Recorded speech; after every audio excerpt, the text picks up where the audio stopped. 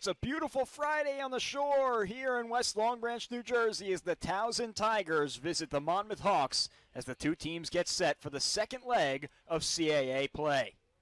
He's Coach Jeff Barber-Leonardo. I'm Jack Bartek. Coach, a Monmouth team that came firing out of the gates in the first half of CAA play. They started it off with a statement three-game sweep against this Towson team a couple weeks ago. Yeah, I think it kind of set the tone for where Monmouth is right now. It gave them a lot of confidence coming in, and they've been rolling with it ever since. You see the Monmouth starting pitcher up there on the hill, the sophomore right-hander from Wappingers Falls, New York, Ryan Neely, who numbers haven't been as good this year, but he's been the guy for 2 seasons now. No, when you talk about Ryan Neely, you start with his toughness. He's not going to, he wants to make that pitch. If it's a big spot, you don't have to worry about him, getting scared out there. He's a tough kid. He wants the ball in a big spot, and he's always a pleasure to watch pitch out there on the hill. He'll be opposed by the senior right-hander from Leesburg, Virginia, Dutch DiProspero, another guy numbers don't probably reflect how good he's been this year, mostly in part due to a tough outing against Monmouth when they met the first time. Yeah, and you look at his numbers, he's going to keep you in games early on. He's going to go 4 or 5 innings. He's going to give you. And really, he stays out of the big inning. The only times he gave up big innings was against Monmouth early in the year in that Game 3 of their first series. And how about the lineup for the Tigers? They go with Nick Labello leading things off in center field, Nick Frankizenko, the DH, Brian Heckelman behind the dish, Max D'Alessandro in left field, Frank Adamski Jr., the shortstop, Keldrin Rodriguez in right field, Josh Janove at first base, Ethan Brand, the third baseman, and A.J. Cobb at second base. Around the diamond defensively for Monmouth, Lavarco, Richter, Mastaro from left to right in the outfield, Whitehill, Sauke, Hunt, and Walsh on the infield from left to right. Bucher completes the battery. Monmouth in the all-whites with the white caps. Towson in the black pinstriped gray road uniforms. Ryan Neely toes the rubber and throws the first pitch at 3:05 p.m. up high for ball one. Interesting to see how this one will play out and how the next couple weeks will play out in CAA play. The new playoff format this year, also a new scheduling format, as the North and South teams will see each other 2 times apiece, and this being the first set of that doubleheader. Yeah, it's a really interesting dynamic to see a team a second time in the course of a season. And, since they played last, Townsend is coming off with a little confidence here these last 2 weekends. I think that first weekend kind of, threw them off a little bit. And then you have to face Campbell and Northeastern after that. So, out of the gate, they got off to a really slow start, but they're starting to come out of it now. Neely gets the swing and miss there, and he's had 1 and 2. Labello's a .247 hitter this year. Takes the breaking ball. Check down to first. They'll say no swing. Labello, a transfer from Lewisburg College. He's just 1 for his last 23. The one was an RBI triple against Hofstra where he played his freshman year. 2-2 misses away, and he's pushed the count full. But you said it, tough sledding for this Towson team to start the year. They were actually in a 3-team tie for second place in the preseason poll. They got the 1 first place vote. Yeah, and you look at them, they're physical. They got some guys that can run, some guys, that got some pop. This is a team, like I said, that got off that slow start, and they're trying to fight their way back somehow here. Tough to pull off a sweep in the CAA, let alone try and pull off 2 sweeps against the same team. Neely's got the full count against Labello. Breaking ball in there for a called strike 3, and a nice start to the day for Ryan Neely. And that's what makes Ryan Neely special. He's not afraid to throw any pitch at any count. Leadoff batter there. You're trying to set the tone, let your defense play a little bit. He, throws a nasty curve right there to freeze the hitter. Neely had a magnificent year last year. CAA all-rookie team, second team all-conference as a true freshman. Nick Frankizenko, the DH, takes the first pitch up high for ball 1. There was no surprise to this coaching staff. They might not have expected it to come so quickly for Neely, but son of a coach back in high school, and he picked up right where he left off from his high school days here at Monmouth. He did. He's a winner. He notoriously wins. He won in high school. He stepped on the field last year, and he just expects to win. and that's just his mindset. And, that's the way he pitches. 1-1 count to Frankizenko. Swings through that one. He's down 1-2. Frankizenko, a fellow CAA All-Rookie selection last year when he hit .309. 22 RBIs this season. He's had another great year. 287, 26 runs batted in. He swings through that one for strike 3. And Ryan Neely has back-to-back strikeouts to start the day. Yeah, amazing right there. He just kind of went right at him, stayed on the outer half. And Frankizenko looks like he was just trying to yank something out of here. All 3 pitches, didn't make that adjustment, 2 strikes. So it'll be up to Brian Heckelman, the backstop for Towson today, to try and get things started with 2 down. Yeah, and Heckelman's the guy you circle at the beginning of the series. Don't let him beat you. He's the guy that, he's their best hitter. He's their power guy. He's the guy you want to, you want him up with nobody on base. First team all-conference selection last season. Hit .365. He tore up Monmouth in the first series between these two. 6 of 14 that weekend with 2 doubles and 3 RBIs. But Neely gets ahead of him 0-2 here, trying to work through a clean first inning. Yeah, just the way he's throwing the ball, he throws with so much confidence here in this first inning. 0-2, ran inside. That's a really nice pitch, trying to tie him up. Yeah, just, if he's able to spot his fastball, just opens up everything else he does. He's ahead, 1 ball, 2 strikes on Heckelman. Max D'Alessandro would be next. The 1-2, breaking ball, missed down low, and a good hold from Heckelman. Yeah, good by everybody there. That was a really good pitch. Can't get beat on that pitch, and good job by Heckelman, being able to hold on that one. So now 2 balls and 2 strikes to Heckelman. Neely delivers. Punch through the right side for a base hit. That is a veteran at bat from Heckelman, and falling off a couple in the 2-strike count and able to punch one through the hole on the right side. Yeah, where I mentioned earlier with Frankizenko, he looked like he was trying to crank on all 3 pitches. Great job by Heckelman, just toning his swing down a little bit, taking what was given and, sending it right back up the middle. Good piece of hitting. That'll be D'Alessandro. New Jersey native, Mount Laurel. He's a junior college transfer from Rowan College of South Jersey, as that one's kept in front by Bucher. His first season at Towson last year, an All-CAA honorable mention nod. Talking about All-CAA guys, I mentioned that Heckelman was a first-team selection last year. First one for Towson since 2016, Brady Policelli. Wow. 1-0 from Neely. Popped up foul, evens the count. Yeah, that's a good spot if you can get in there on D'Alessandro. He's the guy that put up ridiculous numbers, in junior college. Yeah. He's the guy that, he's really got some power, and you can tie him up there. That's a good pitch by Neely.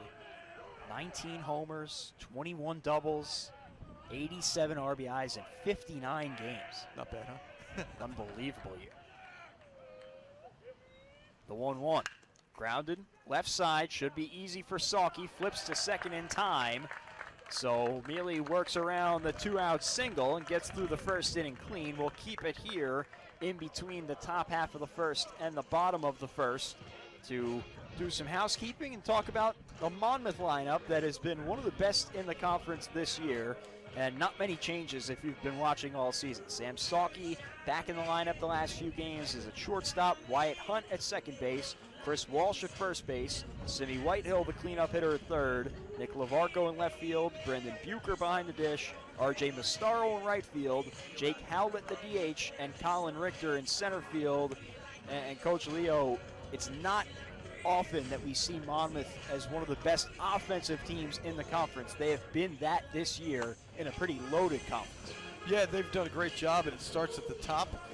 We were here last time we saw Salke get injured, and Jimmy Bruno stepped in, did an admirable job, really good job, but having Salke back at the top of that lineup, makes a pretty big difference. But then, you look at the middle of their lineup, and these guys have been putting up some really good numbers and just hitting in big spots and driving in runs, which is the name of the game.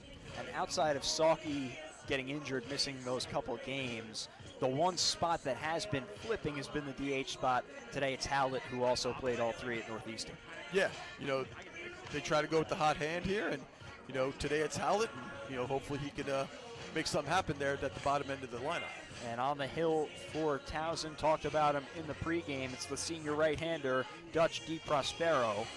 All 8 of his games this year starts, 30 innings pitched, a 6.53 ERA, 18 strikeouts to 11 walks. And also talked about that last outing against Monmouth on March 8th. 2 innings pitched, 6 hits, 7 earned runs, and 2 walks to 1 strikeout. So the Hawks had his number that day. We'll see if he can change the tune a month later. Yeah, like I mentioned earlier, he doesn't give up many big innings. It just so happened that day Monmouth put up 2 big innings on him pretty early. He's not going to go deep in games. He's going to pitch to contact, where you mentioned earlier, looking at the flag, might not be a great thing today. The wind is kicking up pretty good going out, so we'll see what Monmouth can do with a guy that they handled pretty well first time around. We've come over the past couple of years at least, I feel like, to know this wind at MU Baseball Field to be a negative offensively, a lot of times blowing in towards home plate. This year, there's been at least a couple of games where that flag has been blown out, and it's played to the Hawks' advantage as they're one of the best slugging teams in the conference. Yeah, it really does make a difference in the game, from one direction or the other, how the field's going to play and what the score's going to be, really. Sawkey drives one out to left field on the second pitch he sees, back to the wall, and it hits off the base of the fence.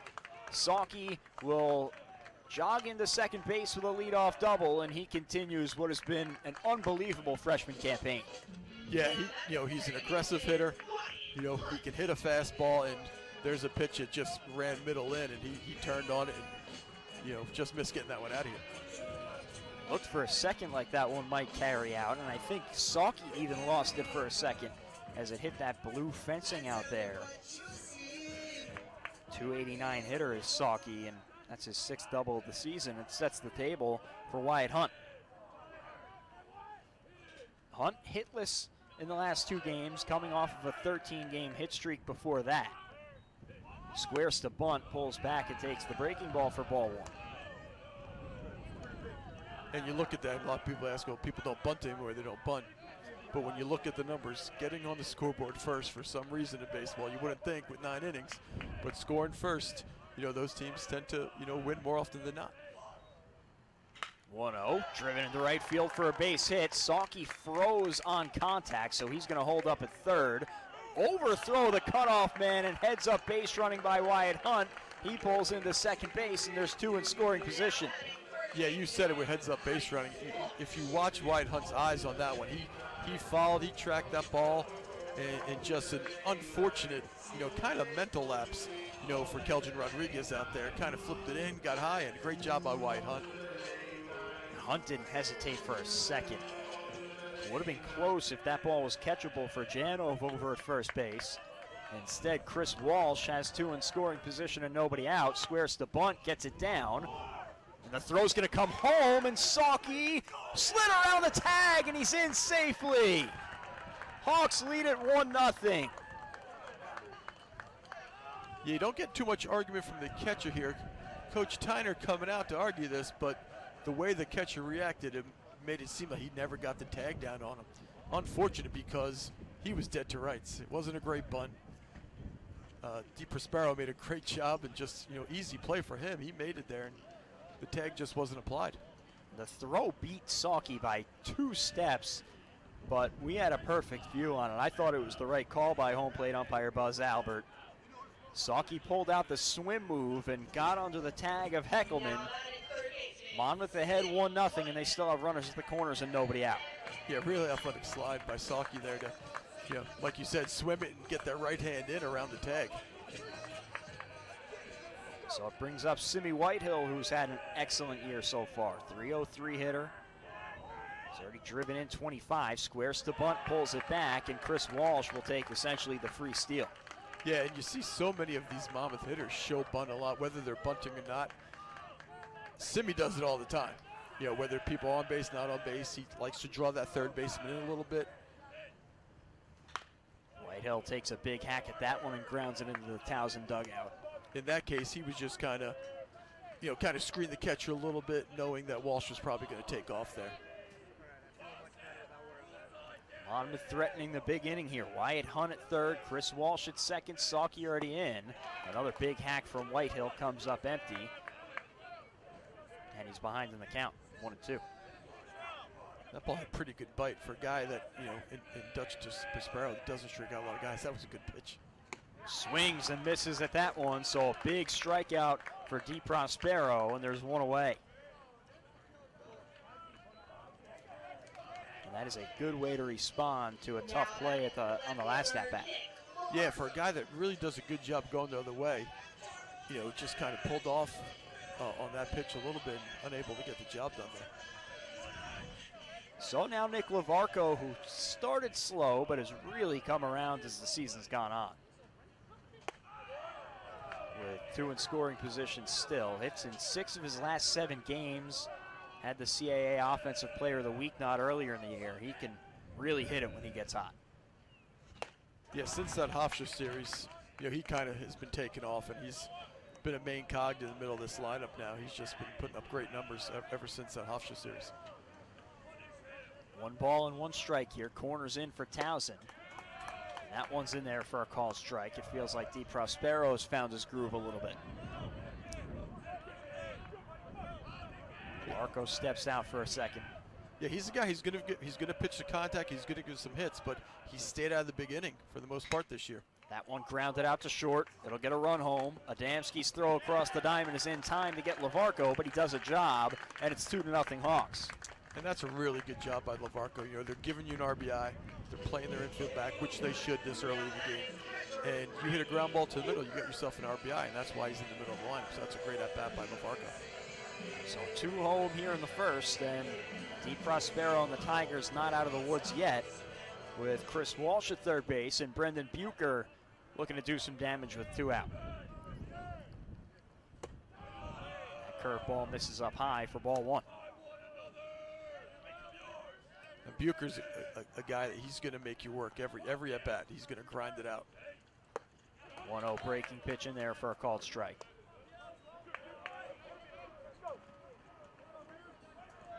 Finished last year's pretty strong and has carried it into a good start to this season where he started every conference game. That one bends in for a called strike, and it's 1-2. So DiProspero, who we noted not much of a strikeout guy, has been pumping the zone here in the first, and will try and get Bucher. 1-2, just missed. Looked pretty good, and half the Tigers were on their way into the dugout. Yeah, you know, tough pitch to take right there. And you saw the curves prior to that little loop here. That was more of a slider. 2-2, that one misses inside. So DiProspero catching every part around the zone, and it's a full count. Yeah, those are, you shook your head a little bit there. You figure you get one of those, right? One of the 2 there. Payoff pitch, lined into center field, coming on his Labello, and it hangs up for him. He makes the catch, and the side is retired.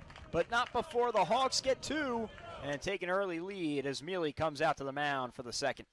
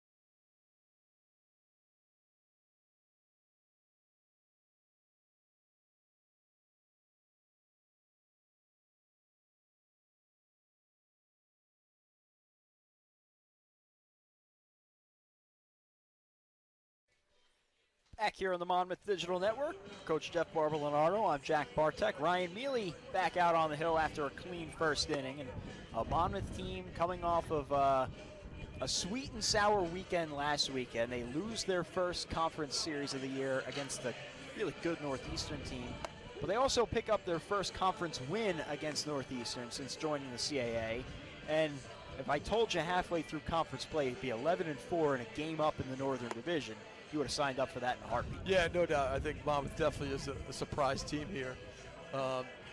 This far in the conference season, what they've been able to do, and it starts with Ryan Neely here on the mound on Fridays, and usually, the template is he hands off to Kevin O'Pannell and, away we go. And, and like you said earlier, the offense has been clicking, so a really good start here by Monmouth. And, let's see how they go in the back end, seeing these teams for the second time around, how everybody adjusts. It's just an interesting, dynamic to the season.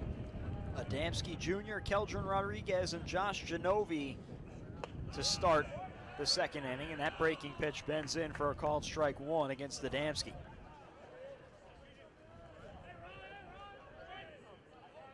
Nearly 2 strikeouts in that first frame.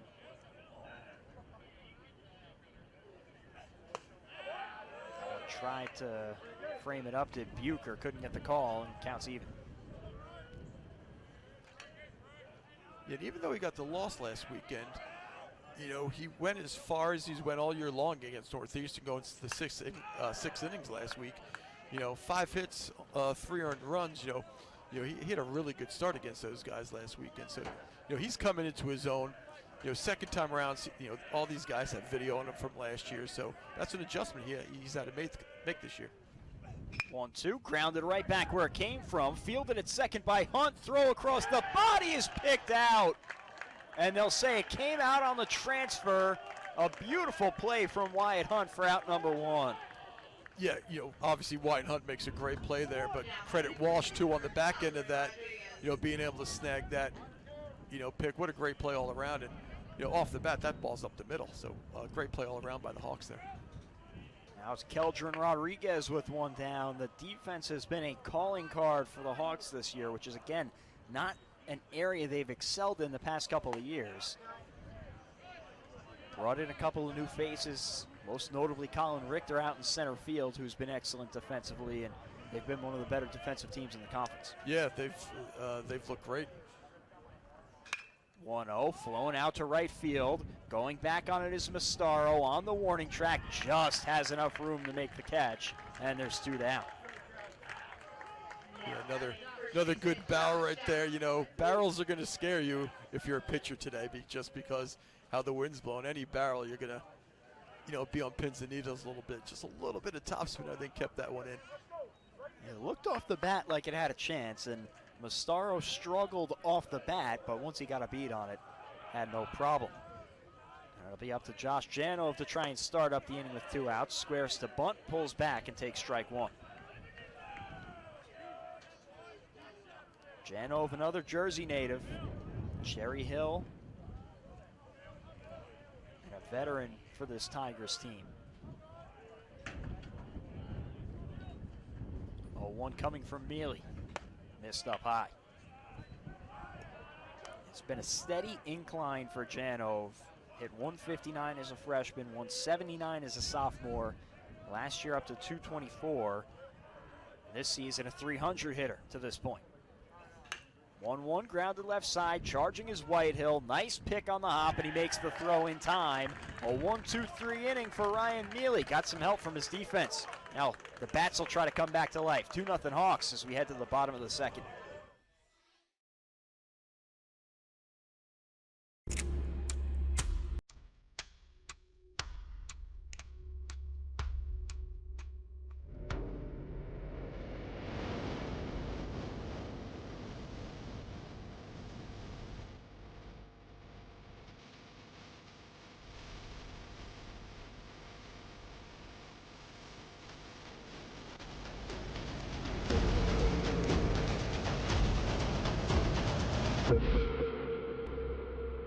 Towson University does more than educate. We elevate, creating next-level opportunities for Maryland and beyond. TU is redefining the role of a public university, expanding access to life-changing experiences, raising the bar for collaboration, pushing possibilities at the forefront of teaching and research. Tigers are leading the way. Take TU's incredible momentum and make it yours. Back here in West Long Branch, Dutch DeProspero back out for the second inning. He'll have to deal with the lower third of the Monmouth order. Mastaro, Howlett, and Richter. We talked about this Towson team, one that struggled out of the gates, lost their first 9 in conference play. But they've gotten pretty hot as of late. 8-2 in their last 10, and they've given themselves a puncher's chance here in the CAA as they take the turn into the second half of the season. Yeah, and 15-15 overall, and it's just like you said, that first 3 weeks are just a monster, and they just couldn't get out of their own way, and maybe the back end here they can figure it out and make a run. Mastaro check swing went around. It's 0-1.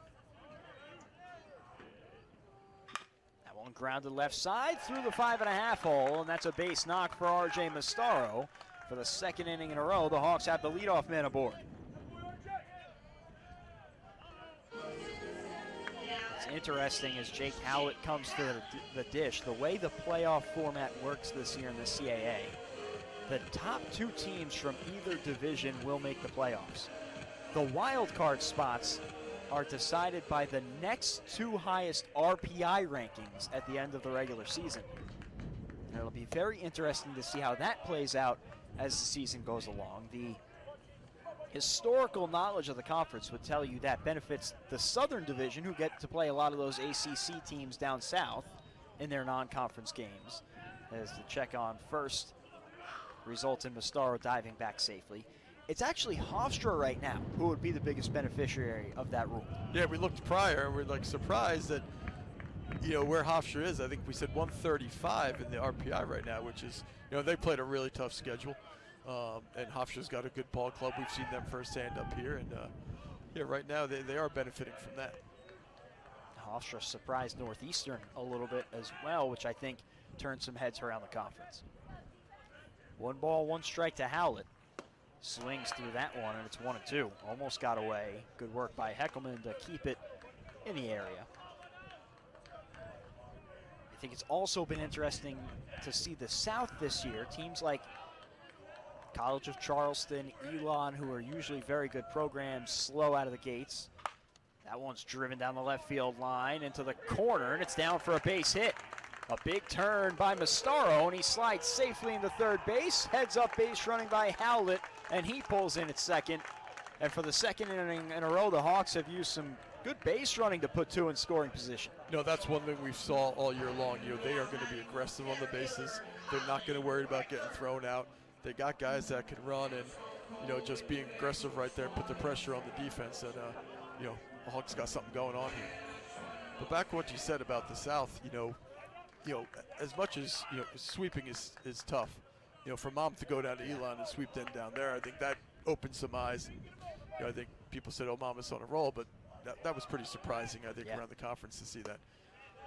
First pitch misses to Colin Richter with the top of the order looming on deck.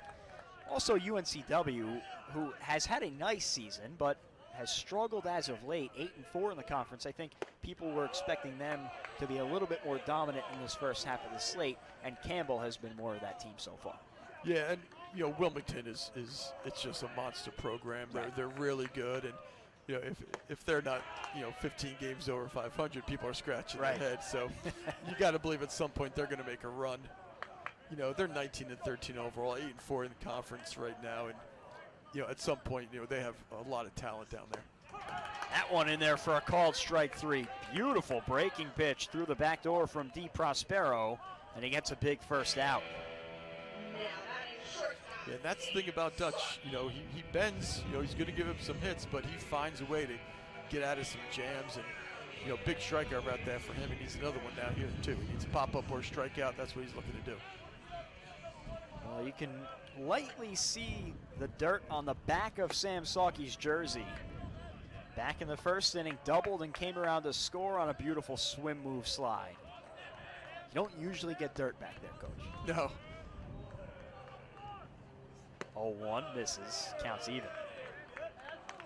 What a year he's had as a freshman. He's come in here before he got injured. Was named to the Brooks Wallace watch list for the nation's best shortstop. 1-1 breaker misses. He's ahead. Yeah, it's impressive, obviously, what he's done offensively.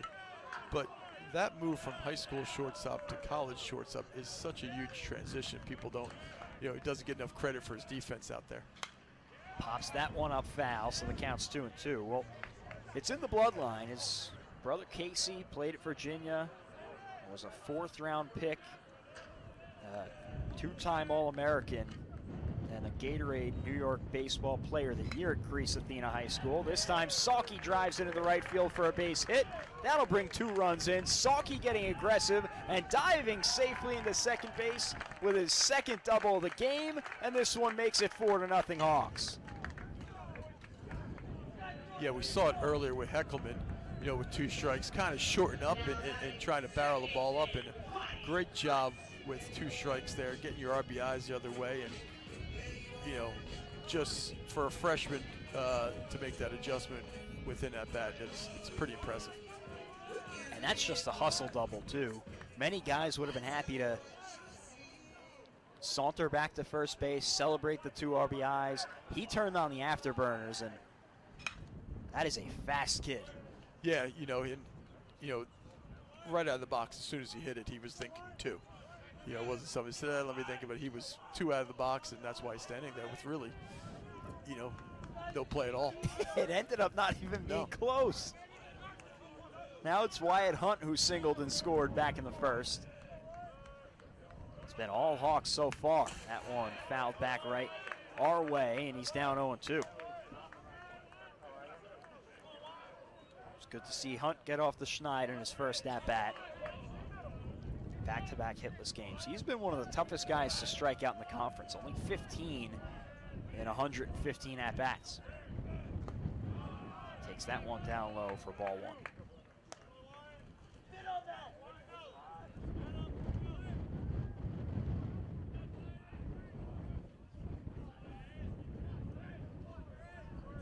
Hunt's got Salke at second.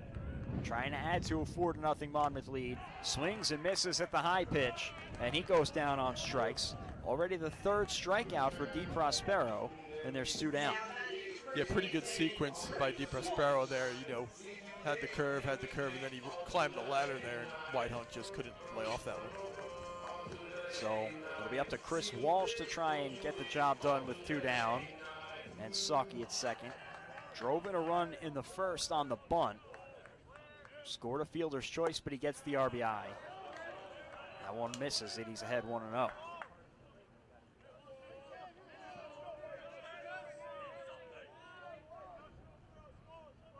DiProspero with a long look at second. Misses with the breaking ball, almost the same spot, and a hitter's count now for Walsh. Walsh has found the power as of late. Back-to-back games with a home run, going back to last Sunday. Takes that one down low, and it's 3-0.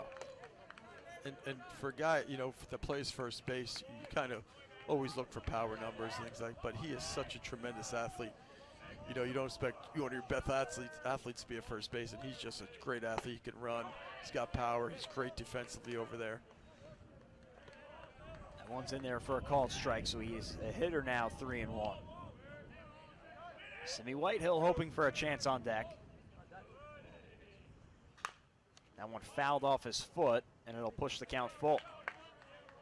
Talking to Coach Dean Ehalt earlier this week after a midweek game that was forgettable a week ago against St. Peter's. Walsh hit one past the tree line in left field, and he's coming off the back-to-back home runs. I was talking to him about the power from Walsh, and he said he's always had it, but he's really grown into the body this year. This time goes down on strikes, and so DiProspero works out of the jam, not before 2 come in. 4-0 Hawks as we head to the 3rd.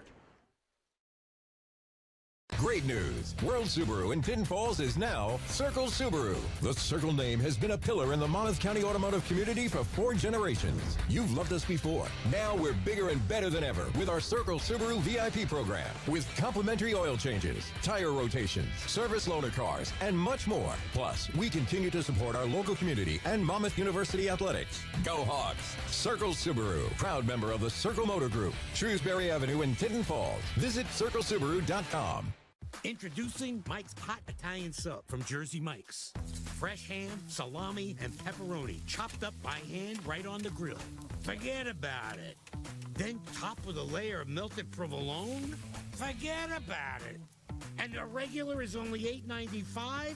Forget about it. Wait a minute. Actually, remember about it. Because you got to try it with our chopped pepper relish before it's gone. The all-new Mike's Hot Italian Sub for a limited time only at Jersey Mike's. Back here on the Monmouth Digital Network alongside Coach Jeff Barber-Leonardo, I'm Jack Bartek.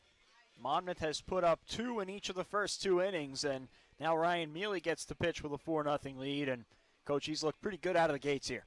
Yeah, Ryan Neely doing Ryan Neely things out there these first 2 innings, and Monmouth's offense doing what they've been doing all year these first 2 innings. So a good start for the Hawks. He will face the 8 and 9 part of the Towson order and then back up to the top. Ethan Brand, A.J. Cobb, and Nick Labello. Trying to get something going. Just 1 hit so far through the first 2 frames for the Tigers. After dropping 2 of 3 to Northeastern, Monmouth enters the second half of CAA play just 1 game ahead of things in the conference. And second overall, only behind Campbell, who's been great. Yeah, I think you look at Campbell as the team that's really, outshined everybody up to this point. Some of the things they've been doing in conference and out of conference as well. First pitch missed up high. The 1-0 from Neely. In there for a called strike. Well, Northeastern gets the out-of-conference series this weekend as they welcome Merrimack to town. So it'll be up to the Hawks to see what, if any, lead they have in the conference after this weekend. 1-1 misses high, 2-1. Yeah, and it's, all the cliches, just 1 game at a time, win series, and move on. And that's just, that's the mindset you got to have. You can't worry about 3 weeks from now. You can't worry about the conference tournament. Just worry about today and, keep doing what you've been doing all year. That one cut on and missed 2-2. Control what you can control, they say. That's it.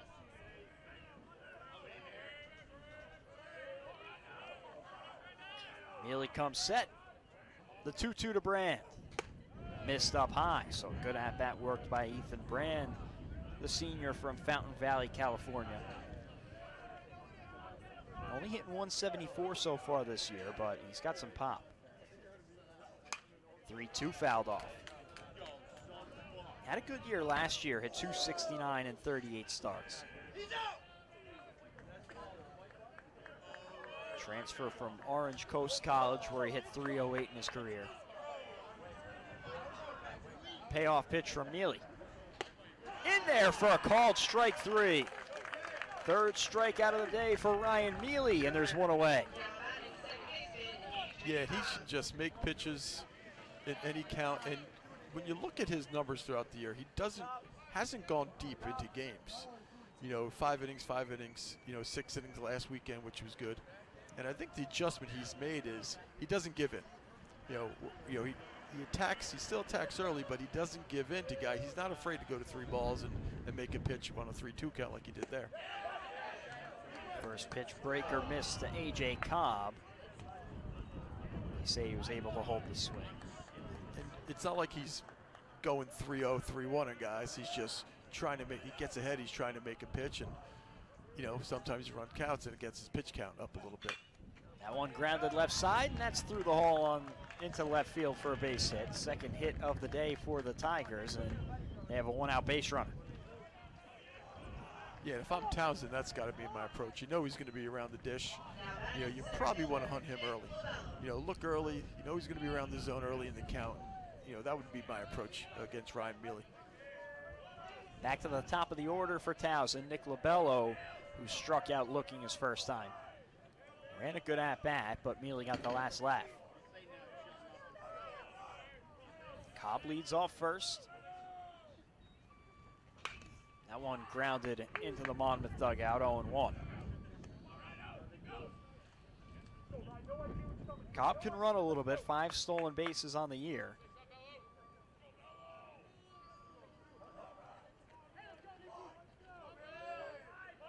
Labello after the first inning now just 1 for his last 24. Trying to get off the schneid.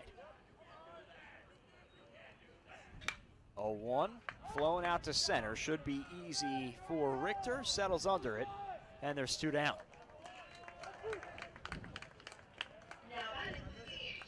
That's the guy out there that has really changed the defense, Coach Ehalt said. The ground that he can cover in center has made life easier for everybody around him. Yeah, when you have a center fielder that can run like he does, and not only can he run, he just gets good reads. You know, seems to always be in the right spot. You know, it's going to make your left and right fielder better as well. So having a guy like that out there is so valuable. See if Nick Frankizenko can extend the inning. He struck out his first time as well. Check over to first. A little close for comfort, but diving back in safely was Cobb. And that's the thing, if you're Towson, I'm sure they circled it the first time round, is, you know, Ryan Neely's got really quick feet. He's a really good athlete on the mound, and, you know, we've seen him pick guys off just because he's so quick with his feet over there with his A move. Check again. Cobb back in safely this time, a little bit easier. Wouldn't be a bad time to run, and 2 outs and your 2-hitter up. Try and push a guy into scoring position. Yeah, it's early in the game. Just because you're down, you don't want to shut down your game plan here. That one misses away, 1-0. You keep playing the game. If you got a base stealer, you let him steal bases.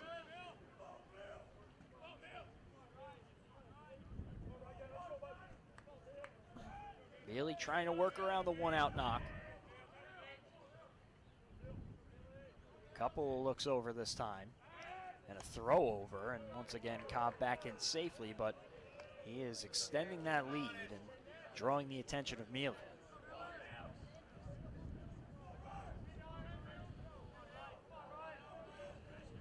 One 1-0 count to Frankizenko at the dish. That one framed up nicely by Bucher, 1-1. Yeah, he's been sitting out there all day on Frankizenko so far in these first 2 at-bats. Frankizenko riding a 6-game hitting streak coming into the day. Takes that one high and away. Not only a 6-game hitting streak, but 14 RBIs over that 6-game stretch. That's a good stretch right there. On a heater. He's only got 26 on the season. Come in bunches, that's how you do it. Get them in bunches.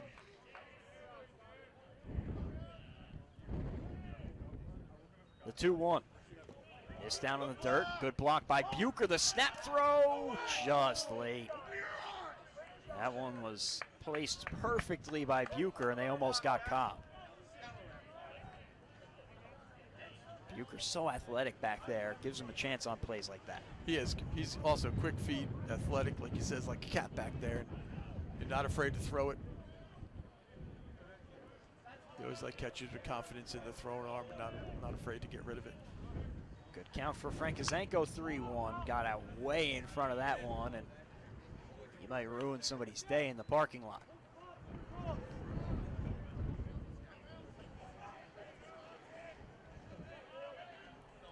So that pushes the count full now.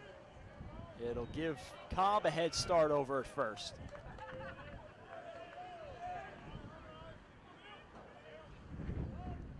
Which I'm surprised Walsh isn't behind him here a little bit. See if they can get him going early. Check over, not in time. This is because they don't want to get a running start, or they know they're pitching him away, and they're not worried about him pulling it right down the line. With all the information they have with spray charts now, it's amazing. Payoff pitch from Neely. Flowing out to center field, ranging over is Richter and Mastaro. Richter will call it and make the catch, and the side is retired. 3 innings clean for Ryan Neely, and he's got a 4-0 lead as we head to the bottom of the 3rd.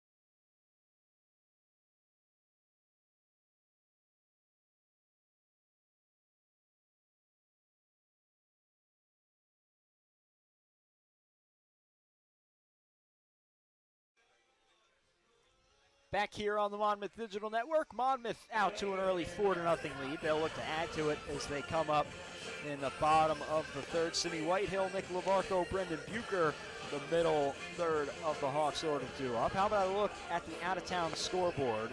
A packed slate so far today. A couple of games taken off later, but a 2 o'clock start out at Hempstead, New York, and Hofstra put up a 5 spot on Stony Brook in the first inning. They lead that one 8-3 in the top of the 6th. The only other game in action is a non-conference matchup as Northeastern hosts Merrimack.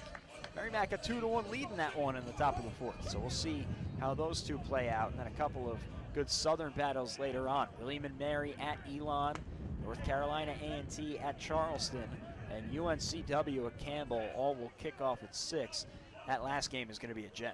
Yeah, I think that's the one when you look at the CAA this weekend, that's the one everybody's kind of paying attention to with as good as Campbell's been. And like you said, Wilmington a little bit up and down early here, but at some point you think they're going to get going. I'm sure they're coming into this one with a little bit of a chip on their shoulders. 1-1 swung over, and it's 1-2. Yeah, Dutch here staying away from Simi 2 at bats in a row, and Simi hasn't made that adjustment yet. It seems like he's just pulling off a little bit here. Whitehill struck out his first time. This time taps it off his foot, and we'll redo the 1-2 count. Yeah, DeProspero, everything away, and he turns it over a little bit. You know, ball tails outside. Simi having a little trouble squaring one up here. 1-2 again, missed away. DeProspero already 4 strikeouts through the first 2 innings, so it's been a mixed bag. The 2-2. Just missed outside. Heckelman held it, and you could tell he wanted it. Yeah, there's been a couple for DeProspero today that he thought he got enough. Full count now to Whitehill. Fought it off foul. It's funny, the college guys know better, but watching my son's Little League game last night, kid got banged out, 12-year-old kid gets banged out. He starts tapping his helmet. I'm glad the ump had a good sense of humor about it. I don't think that they have brought that technology down to the Little League level. They do not, but the kids are doing it, and everybody got a chuckle out of it. Payoff pitch from DeProspero in there for a called strike 3. 5th strikeout of the day already for Dutch DeProspero, and he's got Whitehill twice. There's one down. Yeah, and he's throwing a couple good change-ups there that set up that fastball on the outside, and Simi just couldn't pull the trigger. 3 strikeouts in a row now for DeProspero. So now Nick Lavarco, who grounded in a run before. Yeah, just a veteran at bat. You know, got down with 2 strikes, infield back, man on third. He just grounds out to short, gets himself an RBI. Now one fouled off. And the count's 1-1. You mentioned the ABS. What a good change that's been. Oh, it's awesome. It really is. I'm sure a lot of these college guys would love to take a crack at it. I think anybody. The 1-1 popped up. This one should be playable. Janov over, helped out by Cobb, who calls it and makes the catch. And there's a quick 2 down. Good communication there by Towson. Yeah, I mean, a lot of hang time, and, you know, good job by the second baseman clearing everybody out of there and, you know, staying with that one. So now Brendan Bucher will look to extend the inning with 2 down. Lined one out to center his last time that hung up for Nick Labella. That one ran in and hit Bucher. They're checking, I think, down the first to see if he swung. Michael McKay, home first base umpire, says he did not go around. And so another hit by pitch for a Monmouth team that has been magnetic with the baseball this year. Yeah, you know, it's just a weapon. You know, hit by pitch is a weapon, just like a walk. And, you know, 2-out hit by pitch, you know, a lot of times that can get something going. DeProspero was one guy away from getting to a clean inning here. Coming into the day, they led the conference with 60 hit by pitches. And there's really nothing to that stat. It's kind of all luck or unluck, I guess, depending on who you ask. This one flown out to right.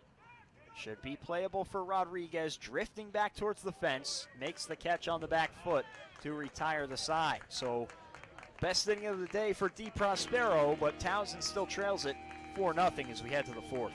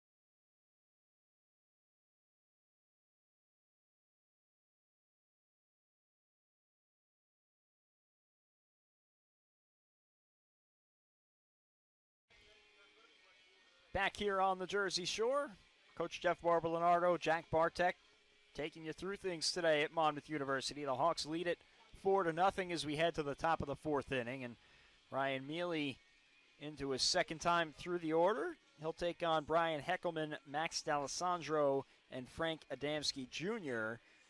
3, 4, 5 in this Towson order as they try and get something going against Neely, who has been really good. Yeah, he's been able to spot, his 3 pitches and, so far unscathed through the first part of this game. Heckelman had the first hit of the day for the Tigers, one of only 2 so far.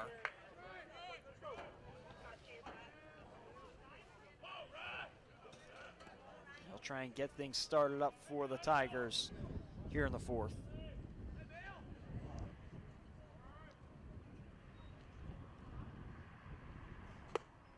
First pitch missed up high.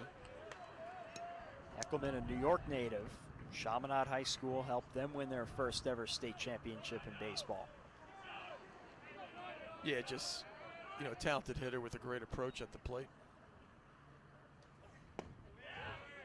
That one missed down low, 2-0. You see Monmouth, you see them infield shift a lot. This is the most I've seen them kind of play that right field, and Mustaro out there really in the gap. So they're not anticipating Heckelman going down that right field line at all. That one driven out to left. Going back on it is Lavarco, has room, makes the catch. Pretty hard hit ball from Heckelman. Best piece we've seen off Neely all day. Yeah, he hit that one good and just a little bit out in front. So, we talk about pitching to contact. He got more barrel than you probably want there, but that's what good hitters do. They get fooled and able to keep their hands back a little bit, but still got good barrel on it. Now Max D'Alessandro. Grounded into a fielder's choice to end the first inning.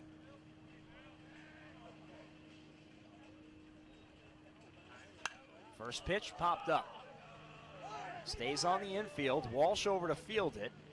Makes the catch, and there's 2 down. That was a bit of an awkward one. D'Alessandro had to skirt out of the way of Walsh, and luckily no contact. Yeah, he caught it right in the line. Home plate umpire James Buzz Albert pointing fair on that ball. That ball gets up in the wind here in West Long Branch. It could be an adventure. Yeah. Seemed like so far, not too bad. We saw some, the ball Lavarco hit was up there for 30 seconds. It seemed like second baseman had a pretty good beat on it. And Neely gets ahead on Adamski 0-1, looking for a really quick fourth inning. Got him to ground out to second to lead off the second inning. That one misses outside, 1-1. That was only his 51st pitch of the day that he just threw. So efficient through 3 2/3. That one hit pretty hard left side over the head of a jumping Sawkey. Lavarco quickly fields it and gets it in to hold Adamski to a single, but a 2-out knock keeps the inning alive.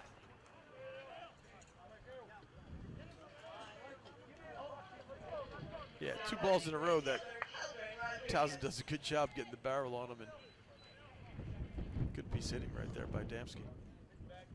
So Keldrin Rodriguez will look to keep the inning going. And we have a time over at first base. I think Adamski might have lost his shoe, and now he'll have to retie it.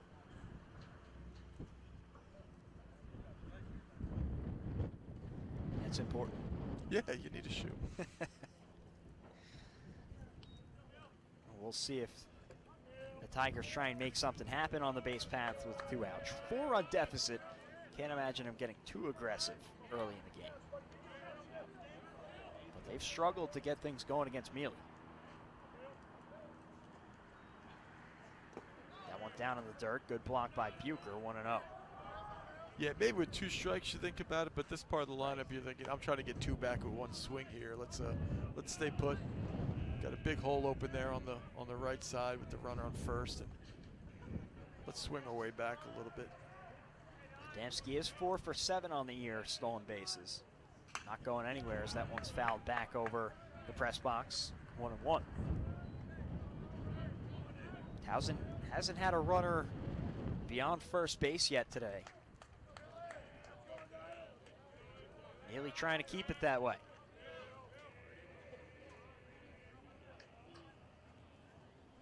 Check over on Adamski. He dives back in safely.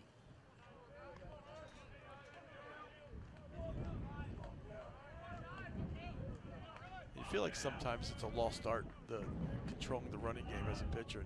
Neely does such a good job. The 1-1. Hit to the right side, and a weak one into the glove of Wyatt Hunt, who makes the catch, and the side is retired. So a third hit stranded by the Tigers. Monmouth leads it 4-0 as we head to the bottom of the 4th.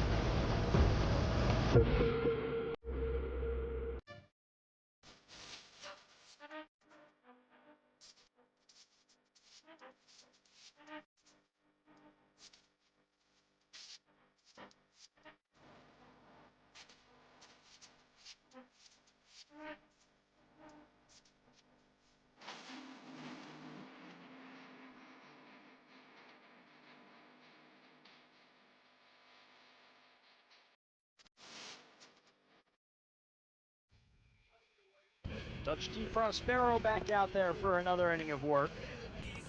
He'll take on 8-9 top for Monmouth. Jake Howlett, Colin Richter, and Sam Salke due up in the frame. D. Prospero settled down in the 3rd inning after giving up 2 in each of the first 2 frames. Howlett, one of those 2 runs in the 2nd inning after he led the 2nd single in a row to start that 2nd inning. Yeah, it seems like D. Prospero's had a little more success against the lefties in the lineup today. You know, having that good changeup and the fastball that runs a little bit. That one fought off foul to start the count 0-1. To your point, he's got 4 strikeouts against the lefties. 1 on Richter, 2 on Whitehill, 1 on Hunt. Pretty much the same way, you know, set him up. You know, and either going outside and painting the corner or climbing the ladder. And he's had a good approach against the lefties so far. The righties have been able to do some damage. 1-1 misses. And so Hallett's ahead in the count.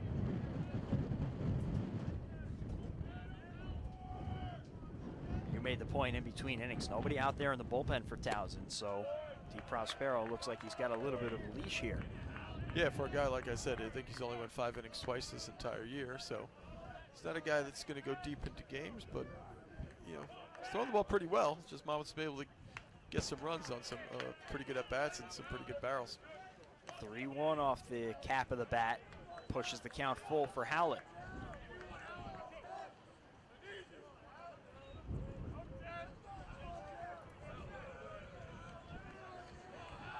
Trying to get the leadoff man aboard for the 3rd time today. That that one in there for a called strike 3. How about Dutch DeProspero? Gets Richter looking for the second time. He's already got 6 strikeouts, matches a season high. Yeah, and just made a tremendous pitch there. Went with the slider on a 3-2 count and just froze Howlett.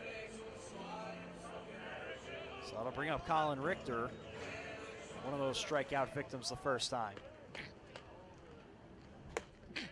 Another really nice breaking pitch on the back door for strike 1. Yeah, and I always like to see a guy that can throw his breaker a couple different ways. You saw the slider, you know, that got Howlett there. And that's just a loopy, get me over, show me, you know, curveball that, you know, freezes Richter a little bit in that first pitch. And he's in rhythm now, wasting no time.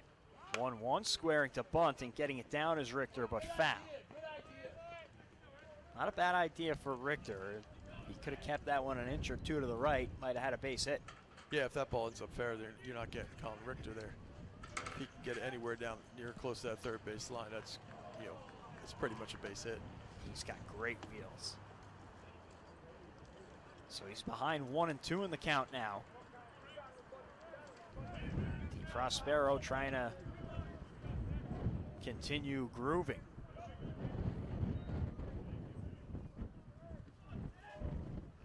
Quickly to work, 1-2, missed up high.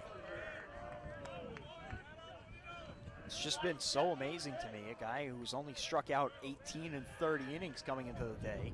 The success he's had on the put-away pitches so far, and he gets another one there. One was dropped, but I think on the transfer by the catcher Heckelman.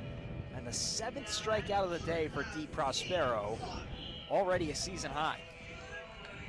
And like I said, the success against the lefties today is pretty amazing. It's something that maybe he figured out. You know, all right, this is working for me. You know, they're not able to pick it up, and you know, he's going to roll with it. Back to the top of the order, Sam Salke trying to start things up with 2 for the Hawks. He's got a pair of doubles, a run scored, and 2 RBIs the last time. The 1-0. That breaking pitch, or the slider in there for a called strike.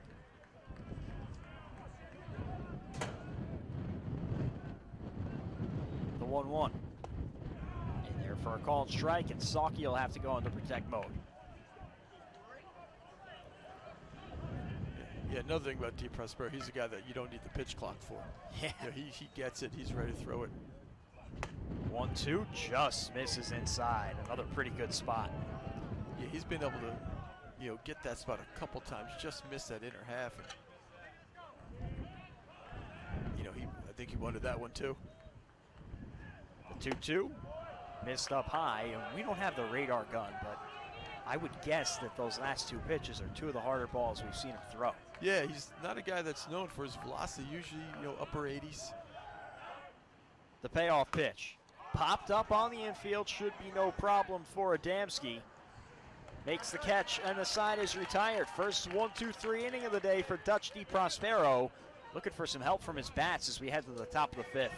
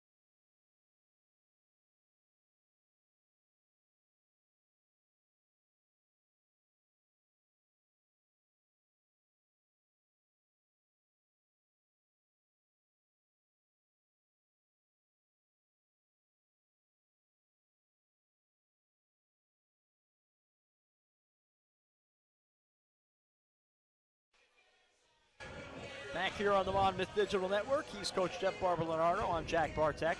Monmouth holding a 4-0 lead with the help of a great pitching performance so far from Ryan Neely as he heads back out for the 5th. Another peek at the out-of-town scoreboard. Only 2 other games in action right now. Hofstra has opened up a 10-3 lead over Stony Brook in the top of the 7th as they look to pick up a big win in the middle of the pack in the north. And the one non-conference series this weekend, Merrimack, laying it on Northeastern right now, 8-1 in the top of the 4th, and they have the bases loaded. Already 6 in the inning for Merrimack, so what has been a strange year for Northeastern continues. Bottom third of the order, Josh Janove, Ethan Brand, and AJ Cobb due up for the Tigers. That one's in there for a called strike. That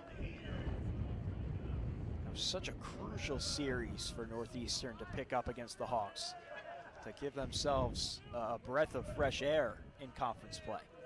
Yeah, kind of, you know, more than anything else, make a statement saying, hey, we're still here.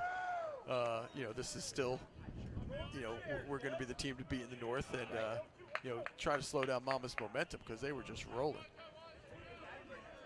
But interesting to see them come back and stumble in, albeit a non-conference weekend slate, the first game of a weekend series. Yeah, those non-conference weekends within your conference season, you know, are always a little tricky, I think, from a, you know, energy standpoint. And, you know, because when you go out there and play a conference team, every pitch means something, and you're, you know, here it's not that it doesn't, but it's just a different vibe out there when you're playing against a non-conference team in the middle of your conference season. And it's not midweek. Midweek, you know what you're going to get usually. 2-2 count. That one swung through for strike 3. 4th strikeout of the day for Neely, and there's one down. It's the 3rd time Neely struck out the leadoff man so far today. Yeah, Neely looking sharp.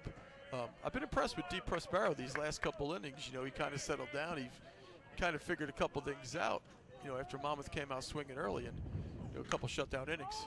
That one hit pretty high and far out to left, but the wind will settle it down for Lavarco, who makes the catch, and there's 2 away. That one looked like it might get up there and catch the jet stream for a second, but kind of just died when it got up in the wind. Yeah, the one thing it did, though, is it pushed really into center field, and, you know, Lavarco kept drifting, and, you know, I'm sure Richter's like, hey, that's my ball out there. After he was close, like, what are you doing so far over here? He's like, that's my ball, but he called it so early and was able just to keep tracking it.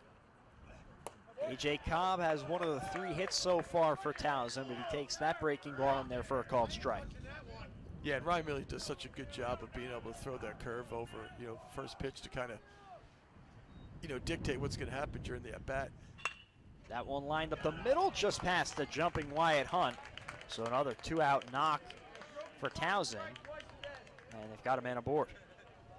Yeah, good piece of hitting. Neely leaves that one up a little bit, and, you know, you get aggressive there and you get yourself a base hit. 2nd hit of the day for AJ Cobb. And now Towson will look to try and string some at-bats together, but 2 down, it'll be Nick Labello trying to keep the inning going. He's 0 for 2 today, strikeout and a fly out to center.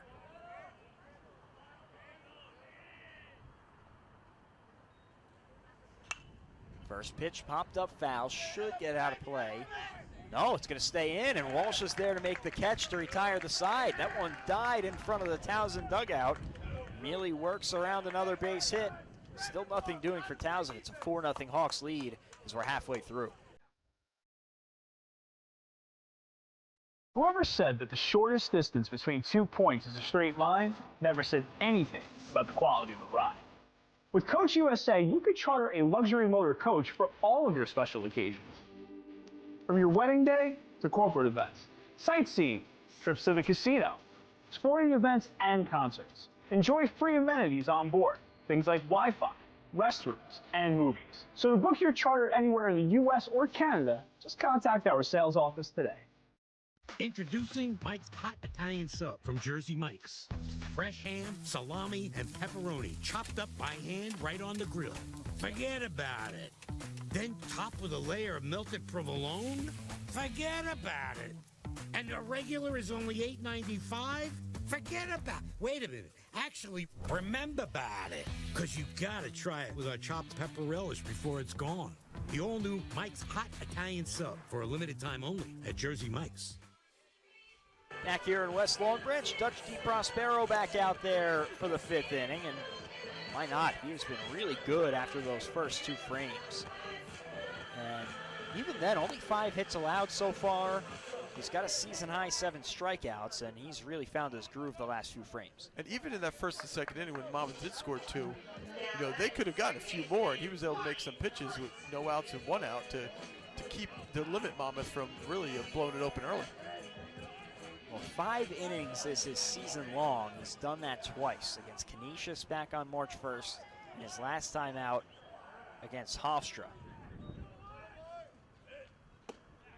They'll take on 2, 3, 4 in the Monmouth order. Wyatt Hunt, Chris Walsh, Simi Whitehill. And he gets ahead 0-1 on Hunt. We made the point last inning how he has really carved up lefties in this Monmouth order. Once again, he's ahead 0-2 on Hunt, who he's already struck out once today. Yeah, and I think because his change has been so good and the speed differential, right there you see Wyatt Hunt, who can hit fastballs, just kind of get blown away on that pitch right there. That one missed down low. Well, for DiProspero, last year only 38 strikeouts and 57 2/3. But you go back to his time at Hood College, and he had 40 strikeouts to just 16 walks. That breaker misses. So the stuff is in there, and he's really pulled it out today. The 2-2. Popped up foul. So Hunt keeps the at-bat alive. Monmouth's last hit came all the way back in the 2nd inning. It was the 2-run double from Sam Sawkey. Their only base runner since then was a hit by a pitch back in the 3rd. Yeah, that's something that, you'll hear the guys talk about. Hey, you don't want to sit on 4. You always want to tack on. That's, just the conversation. And so we said you score early. You always want to put a couple more up in multiple innings. Payoff pitch swung on and missed. Strikeout number 8 for DiProspero. And the 2nd time he's got Hunt today. And the lefties continue to be a breeze for DiProspero. Yeah, it probably just tells you a lot about how his changeup is working, which was a good one right there. And just able to spot his fastball where he wants it to against these lefties. 1 for 7, 6 strikeouts. It's the lefties against DiProspero today. Yeah. No, it definitely was noticeable just watching through these first couple times. I've been noticing the lefties are, they don't look comfortable. This one driven out to right field into the corner and just foul. Might have had the distance to sneak out for Walsh, showing off that power going opposite field this time, but couldn't keep it fair. No, that got out. Yeah, he had it just, hooked and hooked and hooked, and no one snuck one out of here to right field. There's a lot of ground to cover out there from pole to pole in the outfield here. Yeah, especially for a righty with Walsh, who I'm sure his spray chart tells you don't need to really cover the right field line too much. And, where Rodriguez is playing, it's, a long run. 0-2 missed down low. As DiProspero continues to work quickly. Simi Whitehill on deck. The 0-2. Right back up the middle, and that's through for a base hit. So Walsh ends the drought for the Hawks. A big turn, and he's going to take second base. It was bobbled in center by Labello. Walsh was on it the whole way. Took a wide turn and took advantage on the error. And that's kind of been the staple. And you kind of look at Monmouth, why they are where they are right now in this part of the season. It's that type of play right there. The energy plays, the hustle plays. It's just been something that they bought into, and it's really carried them to get to where they are right now. That is really great base running and says a lot about the player that Walsh is. For your 3-hitter to be making a play like that is extra impressive. Now you want to see what Simi here is going to make it a 3rd time around. He's, DiProspero's had his number. You want to see him make that adjustment, maybe, hit one the other way here. Pair of strikeouts so far today for Whitehill. Takes that one outside, and it gets past Heckelman, so Walsh will move 90 feet away. And the count pushes 1-1 against Whitehill.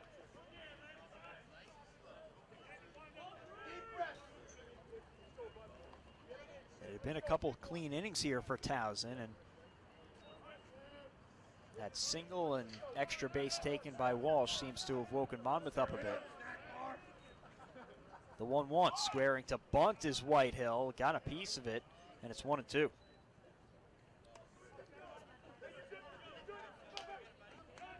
Yeah, I think that's something they probably do on their own. I think Simi and Walsh, when they're base runner down there, you kind of. Walsh dancing off third. That one fouled back to the screen. Yeah, Walsh did it back in the first inning with runners at second and third and nobody out, and ended up driving in a run, but mostly due to a great slide from Salke. 1-2 in there for a called strike 3. Third time he's gotten Whitehill on strikes today, and he's got 9 strikeouts now. And I saw it with the first at-bat where Simi seemed like he was looking to pull, but that tells you right there in that situation where you should be kind of looking, to maybe go oppo there a little bit. That's a great pitch, for starters, but just his approach there, that's a pitch that you got to put in play. So it'll be up to Nick Lavarco to try and bring Walsh home. Lavarco brought home a run in the first inning on a ground out, popped out his last time. This one off the end of the bat, through the legs of the first base coach, Zach Beach, 1-1. Yeah, right off the cap, that one, huh? And we get some time from the home plate umpire, Buzz Albert. No action in either bullpen so far. The 1-1. Check swing, got Lavarco to off-rat it, and it's 1-2. D. Prospero is feeling himself right now. He has just, thrown the ball with confidence. And Lavarco wants time. He'll think this one over. The Friday starters have really lived up to the expectation to this point. And now we'll get a little congregation down the third base line with Lavarco, Walsh, and Trey Stover, the third base coach. And obviously with 2 outs and 2 strikes, all this is they're trying to slow D. Prospero down. Right. That's the only thing this is, and he is in a groove. And we mentioned earlier, he does not need the pitch clock. He's a guy that, he's out there, he gets the ball, he's going to throw it. So this is just, kind of take him out of rhythm. Kind of maybe the Simi Whitehill bunt attempt as well, just to change the rhythm, because he's in such a groove since that second inning. Working from the slide step there, missed up high, 2-2. That one just missed, a really good looking pitch. And his bid for strikeout number 10, but now the count's full.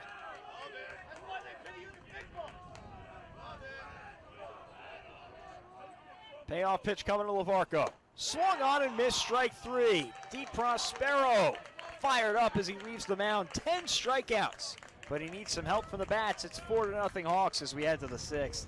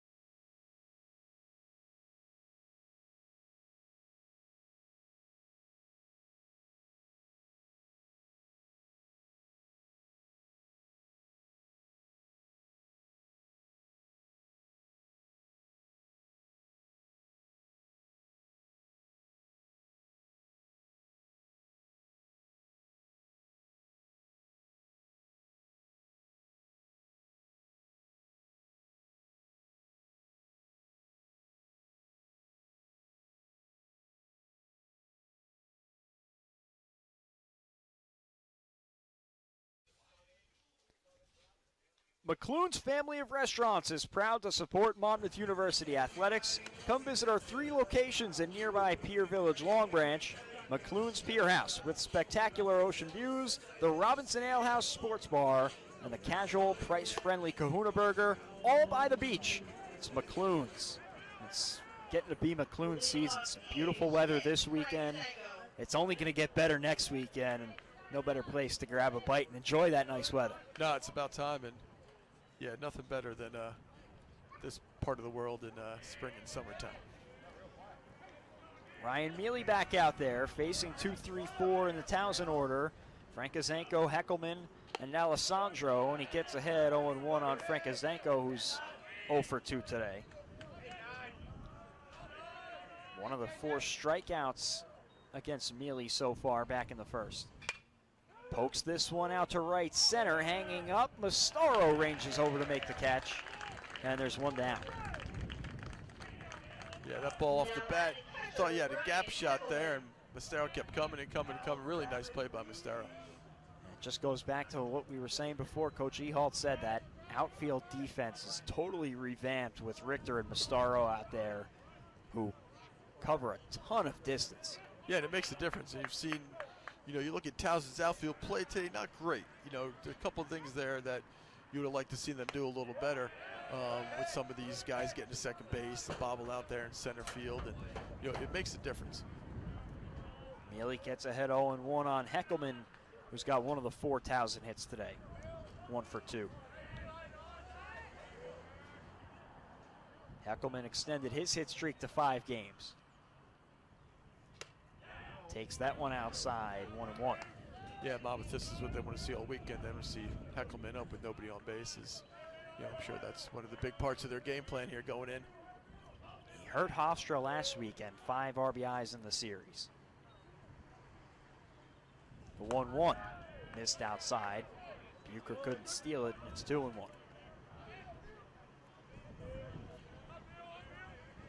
Alessandro waits on deck, hoping for some traffic on the base paths. That one line down the left field line for a base hit.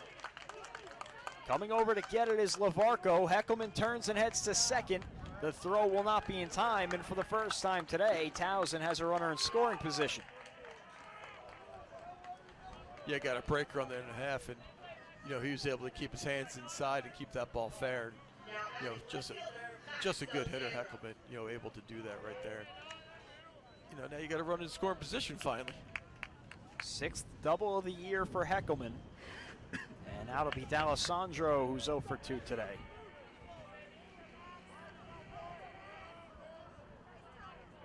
Towson 0 for 5 so far with runners on base this afternoon. That one swung on and missed by D'Alessandro. He's on a bit of a schneid, hitless in his last 3 games. And he was just 2 for 13 in the first series against the Hawks. Check to second, and a nice play by Hunt to keep it on the infield. Yeah, ball almost sailed on him. Good job of throwing his glove out there and keeping it here. And now we'll get time at second base. Heckelman having to retie the shoe.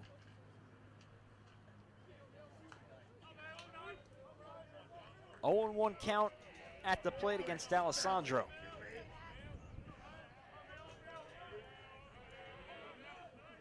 Trying to make something happen and help out his pitcher, Dutch D. Prospero, who's gotten better as the game's gone on. 0-1 breaking pitch and fooled D'Alessandro. He's down 0-2. Yeah, good location. And, after swinging a little bit late on the fastball prior to that, it pulled the string a little bit on that curveball. Neely set. Peek back to second. The 0-2. Just missed. Monmouth crowd wanted it, but it'll be 1-2. Yeah, just hit the spot there. It's one of those ones Bucher sets up about 4 or 5 inches outside. He hits the spot, and you all want that pitch because it right to the catcher's glove, but just a pitcher just being able to hit spots. And good job by D'Alessandro taking. The 1-2 from Neely. Fastball in there for a called strike 3.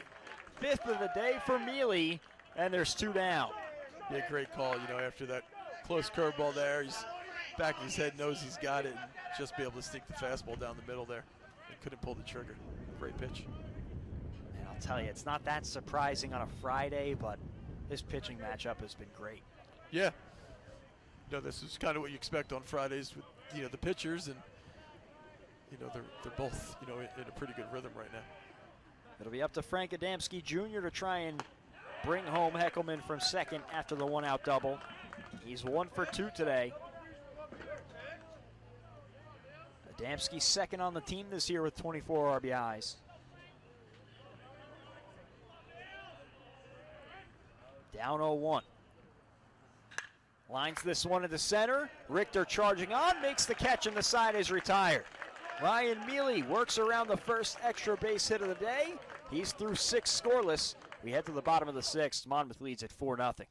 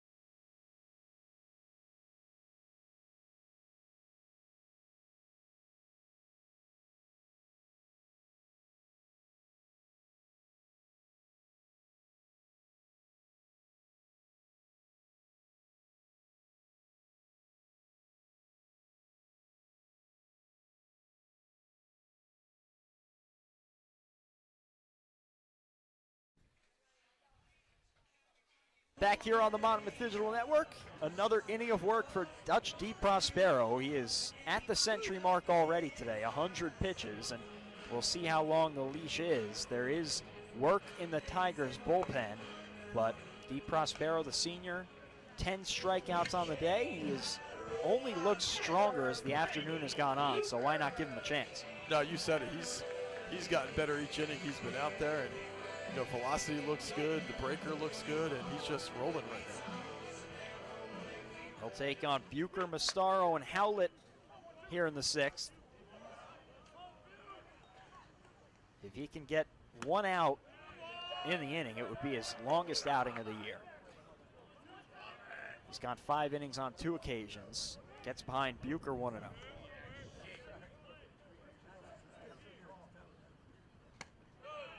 Breaking pitch misses outside, 2-0.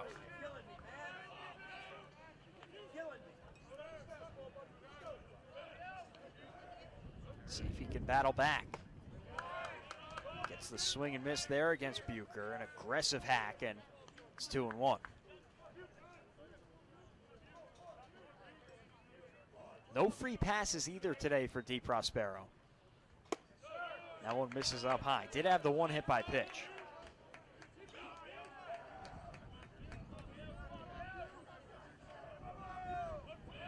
The 3-1. Ran up high for ball 4, so on cue the first walk of the day. And you start to peek over at that Towson dugout. No movement yet.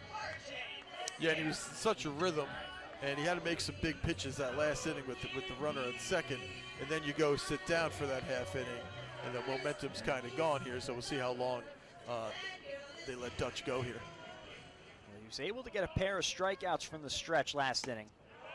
Gets the swing and miss on the breaker there against Mastaro.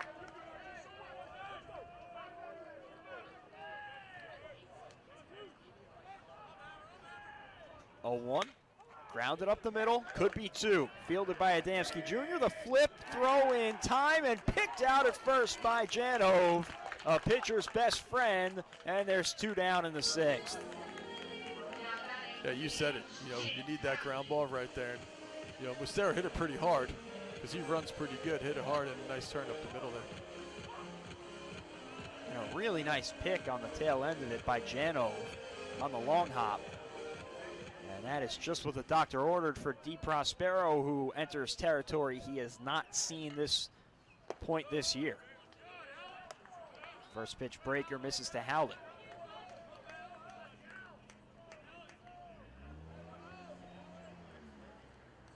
the 1-0, and that misses down low. And listen, even if you're not able to come back in this game, at least DeProspero giving you this length can keep the bullpen alive for the next 2 of the series. Yeah, you said so important, for the Friday guys at openers, given some length, because that just saves arms for the rest of the weekend. And, both guys doing their job here today. That pitch tapped foul, 2-1. Howlett's 1 for 2 today, single and a strikeout. Hits this one hard on the left side, and that one's through for a base hit. So a 2-out knock for Howlett. He's got a multi-hit game. We'll see if DeProspero gets another shot at it here. He's already up to 110 pitches on the day. Well, he's definitely going to get this hitter because the catcher down there hasn't. There he goes. Now he's getting his mask on. That's what you look for. We look at the pen. All right, now you're going to start warming up. Once you get the catcher down in his position, you would think this is going to be it for DeProspero. Regardless here, this might be his last batter. Reasonable to give him a shot against Richter, who he's struck out twice today, but more importantly, the lefties he has had extreme success against. I'd be really interested after this game to talk to DeProspero, and for a guy that doesn't strike out a lot of guys, that what allowed him to really, have, his curveball had bite, his changeup was great. Those lefties are, they've been waving at that all day long. That is another nasty breaking ball swung over by Richter. DeProspero has him 0-2. He had 18 strikeouts on the year coming into today. That one fouled over the press box, looking for number 11 already today alone. Yeah, tell people he pitches to contact. This guy's mowing people down. Making us look silly. Yeah. Try the 0-2 again. Missed down low, and that ball bobbled by Heckelman, so an easy stolen base for Howlett. Haven't seen too much action on the base paths today. No. Like I said, Monmouth scored early, hits early, and they did their running, aggressive running on the bases. 1-2 tap foul again. Good fight here from Richter. With the balls in play.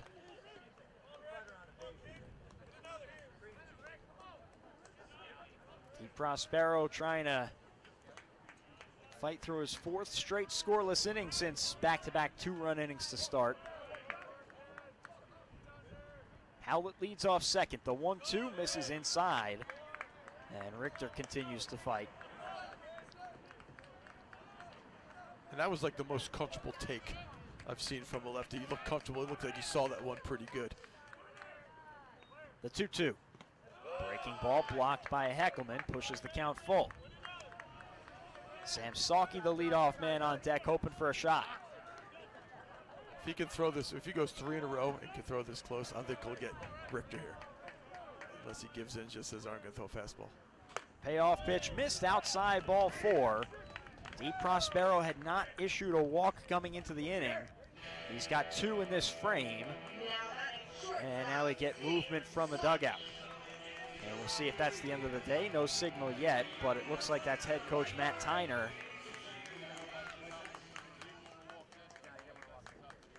And movement in the bullpen. Some love from the Tigers crowd that made the trip. Dutch DeProspero's day is done. 10 strikeouts. But he'll look to get some help from the bullpen and the bats. He leaves trailing 4-0. We'll take a quick break and return as Monmouth looks to add some insurance.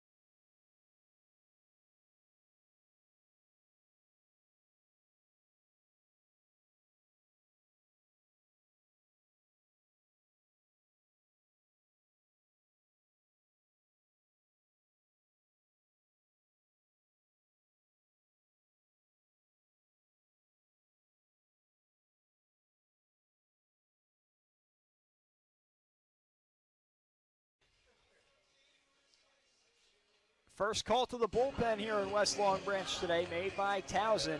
It's a homecoming for the junior right-hander, Joey Tutelamondo. Hails from Monmouth Junction, New Jersey, and he will look to get Towson out of a jam. 2 men on, 2 men out here in the 6th, and he'll back up Dutch DiProspero, who struck out 10 today.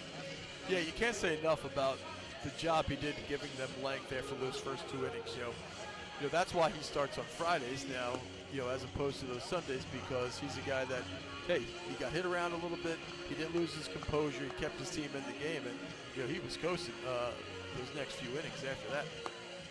And he will have a tough assignment with the top of the order, Sam Sawkey, coming up. He has already doubled twice today and driven in 2 runs.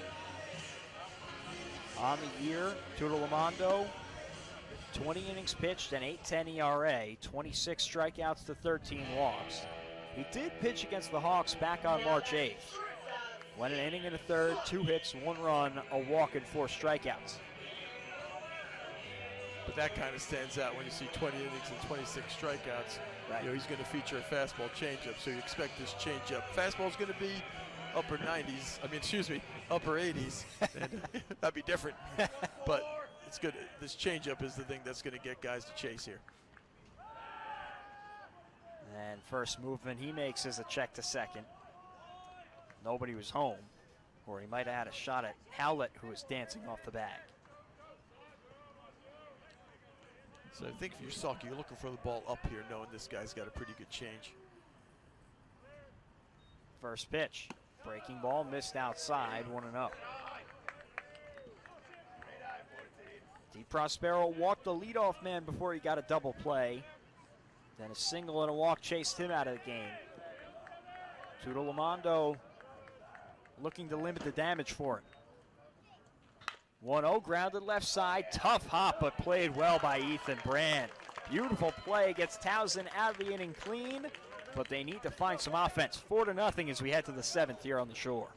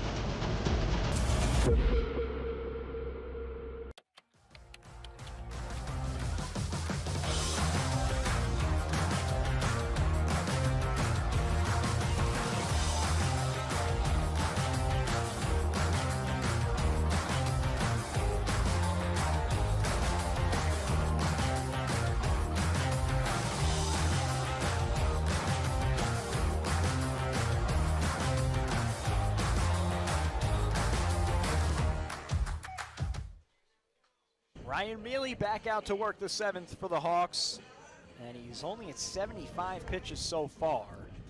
This is the deepest he's gone into a game this season, so long as he can get an out in the 7th.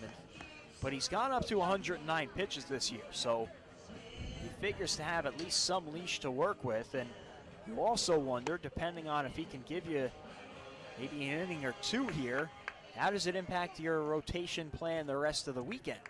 Yeah, it's, every Friday it's been, Ryan Neely to Kevin O'Pannell, so we'll see if he can get a couple more quick innings, what they do here. And, it's interesting. Do you save O'Pannell just because he's used to just coming in on Fridays himself? It's right. It's almost like he's the second starter of a game. First pitch misses outside to Keldrin Rodriguez. It's him, Janov, and Ethan Brand due up in the inning. O'Pannell is out in the Hawks bullpen. He hasn't really started throwing yet, but he's got the warm-up off. He's moving around. And you wonder, a Monmouth team that has been trying to piece together their Sundays, they come into this weekend to be announced on Sunday. That one ripped foul down the line. You wonder if O'Pannell could factor into that discussion. Yeah, we're going to find out. We'll see how, obviously they're going to ride Ryan Neely with 75 pitches. And, right. If you can get a few more quick ones here, they're just going to ride him out. But, yeah, like you said, it'd be interesting because they have some back-end guys that have pitched pretty well. 2-1, driven out to right field, chasing back Mastaro at the track at the wall, and it's gone. Keldrin Rodriguez leaves the yard. The first mark of the day against Ryan Neely is a homer, and it's 4-1 Monmouth. Yeah, he got a lot of barrel, and he got it up there, and he hit that ball really well. But obviously, that ball's not staying in the park with the way the wind's blowing right now. And Towson looking to make a run, and like we said, Monmouth's sitting on those 4 runs. You never want to do that. You never want to keep a team in the game, and Towson now has some life. 4th home run of the year for Rodriguez. Trying to get the Tigers back in the game as the first pitch is fouled back by Jano. You said it, that one just carried out by the wind. It hung up there forever. Yeah, but Star's first step, you thought he had a shot, and then after second step, you saw his head kind of tilt, and you knew it was gone.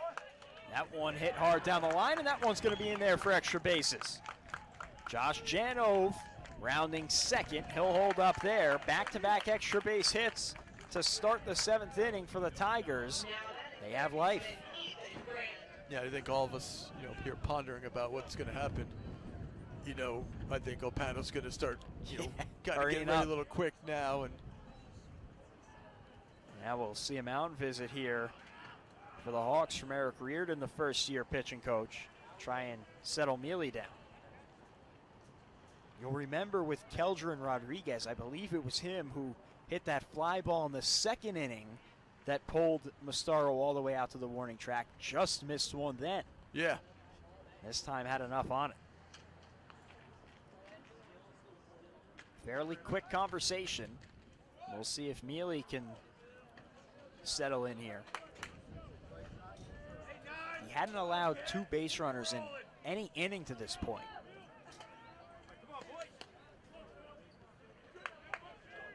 Ethan Brand is 0 for 2 today, struck out back in the 3rd.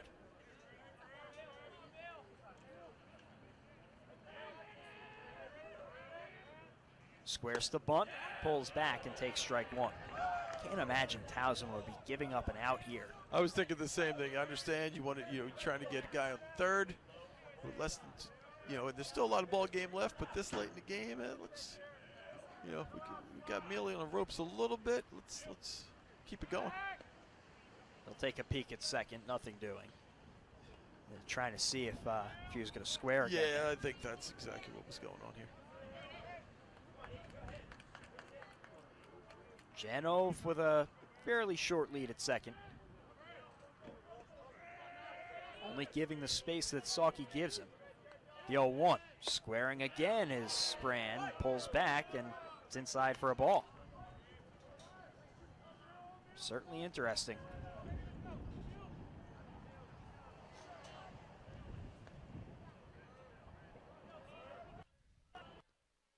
Long hold from Neely, the 1-1, again squared, popped up, handled by Bucher, throw to second, in time, it's a double play!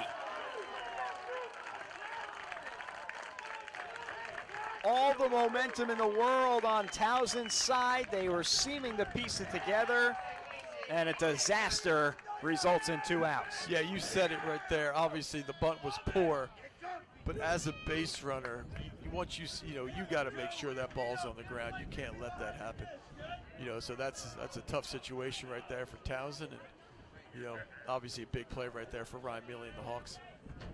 Now A.J. Cobb will look to keep the inning going with 2 down, hits it to the left side, and it's through for a base hit. And in a way, that almost makes it sting even worse. Yeah, you ain't kidding. 3rd hit of the day for Cobb, a trio of singles. And it'll be a pinch hitter at the top of the order. Brady Nathanson is on to pinch hit for Labello. Yeah, you mentioned coming in, Labello has really struggled, and he didn't get off to Schneid today at top of the order, so we're going to see a pinch hit here. Also feels like it's worth noting that Labello had that bobble in center field before, so maybe just not his day. Yeah. Nathanson, the junior from Fuquay-Varina, North Carolina. That one in there for a called strike. .317 hitter this year, but in limited at-bats, only 9 starts in 20 games. Yeah, but 12 RBIs in his appearances there at the plate. So he's a guy that can drive in some runs in limited experience. So check on Cobb at first. He's back in safely. Guy they trust to, put the ball in play, hit it hard somewhere. Nathason's got a cool story. He was a heck of a student at Fuquay-Varina High School. Finished 6th in his class of 634 students. Jeez, that's a giant school, huh? With a 4.6 GPA. That one cut on and missed. I didn't even know you could go that high. No. I would have had no reason to figure out. No. No balls and 2 strikes to Nathason. What's he majoring in? It's a good question. Yeah. It's 600 kids and 4.6. That's a lot of bumper stickers on your car. Bucher tells Neely to step off. Ahead 0-2 on Nathason.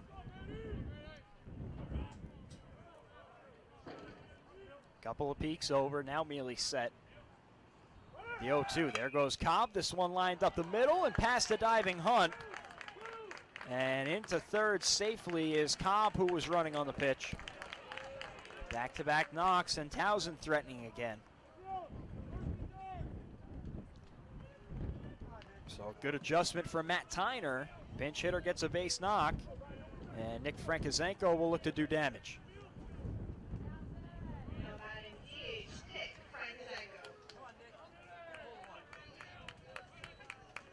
Yeah, and obviously this is, first and third, 2 outs. This is, gigantic spot in this game, and Ryan Neely has, earned the spot to be out there to get himself out of this. First pitch grounded to the right side. Hunt stays down on it, makes the play, and the side is retired. Bit of a stressful inning for Ryan Neely, but some help from the defense. He gets through it with a 4-1 lead as we head to the stretch here on the Shore.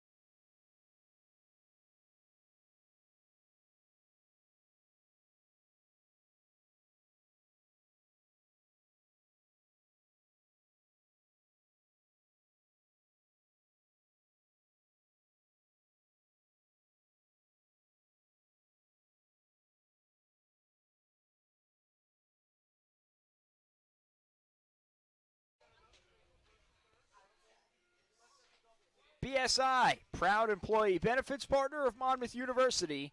No lazy answers, no cookie cutter plans. Make the switch to an independent firm. Learn more at bsicorporate.com.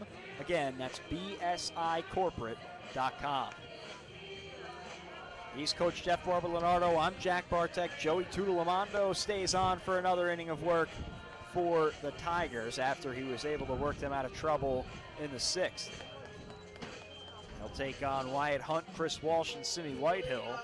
Hunt and Whitehill have struggled today, but they're able to face a new arm after Di Prospero had them all twisted up. Yeah, we caught on that early. He had just had the lefties number. They just looked uncomfortable, and Wyatt Hunt showed bunt that first note. Then he hit a single, but after that, the lefties really got shut down.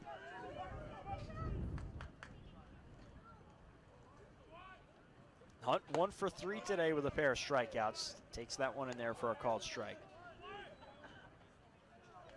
We were talking about Brady Nathason when he came in the pinch hit, able to get a knock. He stays on to play center field. You asked about his major. Computational physics, which checks out for a kid who had a 4.6 GPA in high school. Yeah, something I would know anything about. That sounds about right. So I don't know what computational physics is. It just sounds smarter than I am. So good for him. That's impressive. The 1-1 to Hunt, big swing and a miss, and he's down 1-2. Nathason, also good work in the community. He helped start a food pantry called Bengals Helping Bengals Food Den at Fuquay Varina High School. So all-around contributor. Long hold from Tutolamando, and he gets it in there for a called strike 3, and Hunt is down on strikes for the 3rd time today. Yeah, and the first thing we noticed when you look at the stats here with Tutolamando is we said 26 strikeouts, 20 innings. So you know he's got a pitch, and you know, he's a guy that just threw a filthy slider, then he backs it up with a well-placed fastball there. So he's got good stuff. Now Chris Walsh, who's been aboard twice today, drove in a run back in the 1st. Hunt is just going through it a little bit here. Got off to a great start, and mentioned he has been a tough guy to strike out all year, but he's been in a bit of a rut lately. Go back to that Elon series. He had 3 games in a row with 2 strikeouts in each of them. Now a 3 strikeout game today. And in the course of a 56-game season, you know, you're going to go through these ups and downs. The one thing that's impressive is he continues to play defense. Right. That's the thing about baseball. You know, hey, you might not be contributing offensively. You know, do it on the other side of the ball if you can. And, you know, he's shown some really good defense today. Big swing and a miss at the 1-1 pitch. So Tutolamando ahead 1-2 now on Walsh. Hunt had that beautiful play back in the 1st inning, throwing across his body, talking about his defense. That one in there for a called strike 3 on the outside corner. Towson pitching has had the answer against the Hawks so far today. They tacked on a couple of runs early, but the 12th strikeout for this Tigers pitching staff. Yeah, and I think because he has such a good breaker and changeup, you know, you got that in the back of your head, and then if he's able to spot up that fastball right there, he's just locking guys up, these first 2 hitters of the 7th here. So it'll be up to Whitehill to try and get the inning started. He's struck out 3 times today.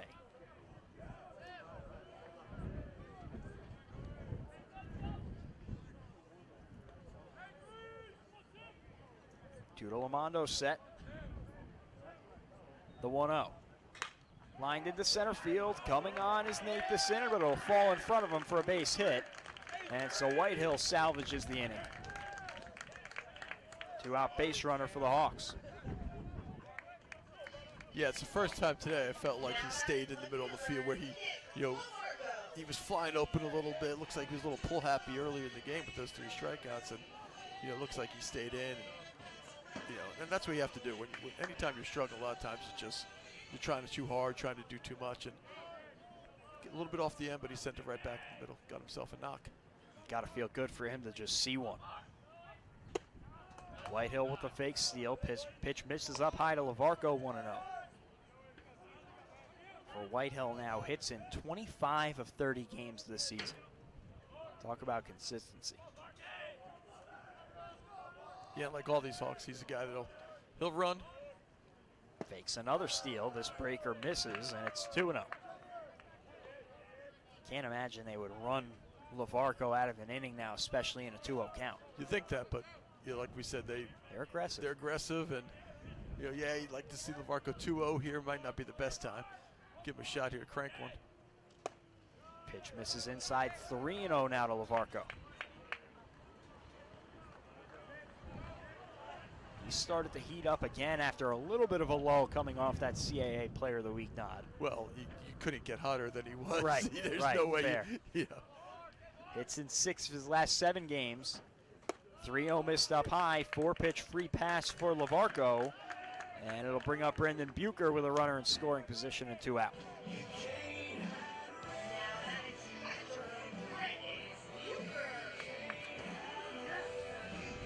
Only the 3rd walk so far today for the Hawks. First one from Tutolamando.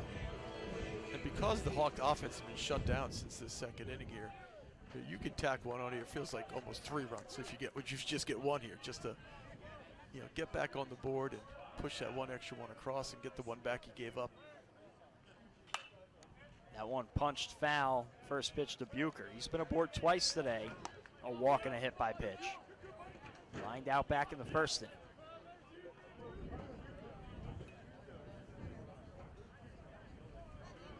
Well, Monmouth so far today, just 2 for 11 with runners in scoring position.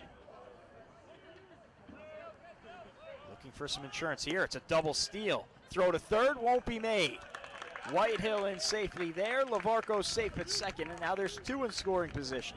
Yeah, Simi did a good job of just timing that up, and as soon as Tutalimondo lifted, he just took off, and there was no shot, at getting there. Stole that one on the pitcher. Yeah.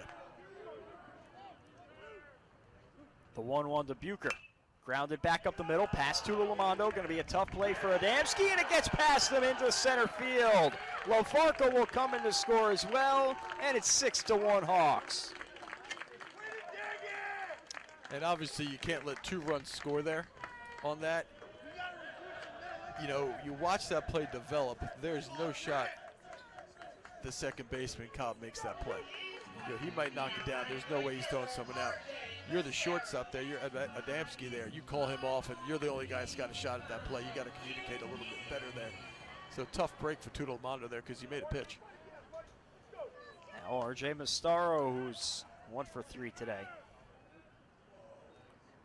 Squares to bunt. Can't get it down. 0-1. How do you score that? Base hit? Would have been close if it was gloved. Yeah, it's like I said, I don't know. I think it's got to be an error for 2-run scoring. Correct. I think you can give a hit in there. I think a single infield single with an error that allows the second run to come. I don't think you're throwing out Bucher because the second baseman.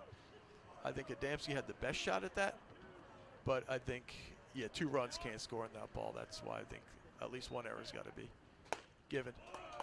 1 misses outside. Count even. For now, Bucher will be credited with an infield single and 2 RBIs, and now tack on a fielding error, so that Whitehill run will be earned, and right now Lavarco would be unearned. That one grounded left side, through the hole for a base hit. And another bobble in left field, and it'll allow the runners to advance.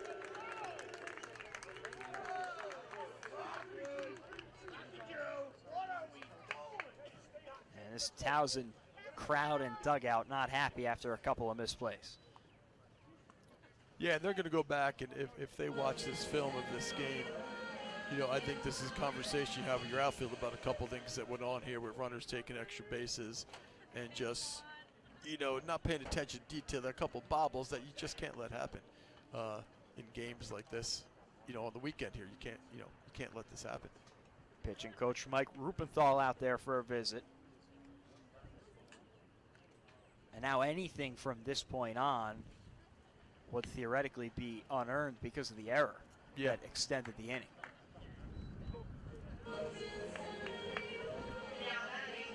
It's interesting, though, because technically that error only allowed the run to score. It wouldn't have been an out otherwise. That's what I'm saying. And now to base it after, right. We'll have to get some clarification on that. I have not seen that one in my time scoring. So a 6-1 Hawks lead now, and a chance for Howlett to really break this one open with Bucher at third, Mastaro at second. Yeah, because you go back, you replay that, Adamski's only one has a shot at it, and even hit, it's going to be a bang-bang at best if he makes a great play on it. 1-0 missed outside. And it was scored an infield hit, rightfully so. Yes. The error comes on the misplay that allows the run to come in. Which I agree, yeah. 2-hit day for Jake Howlett. Back in the lineup in CAA play. Started all 3 at Northeastern last weekend. That one in there for a called strike. He has been sharing that DH spot with Fahey. Fahey gives you a little bit more versatility coming off the bench, which I think has allowed Howlett to slide into that starting lineup more often.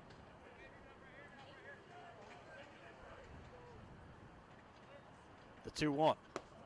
Breaking pitch missed outside, and Tutalimondo getting himself in some trouble here. Certainly has not gotten helped by his defense, but looking to work out of the Flames. Yeah, that's one, like I said, he strikes a lot of guys out. Put some guys on base as well, you know, Tutolamando. 3-1. Fought off foul, and the count will run full.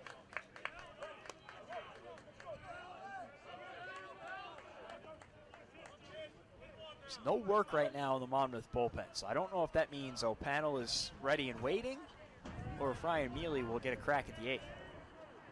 O'Pannell was down there, pretty good session, you know, warming up, so yeah, it'd be interesting now with the 6-1 game. Payoff pitch to Howlett, fouled back. Neely's only thrown 88 pitches. He has at least 20 more in the tank based on what we've seen from him this year.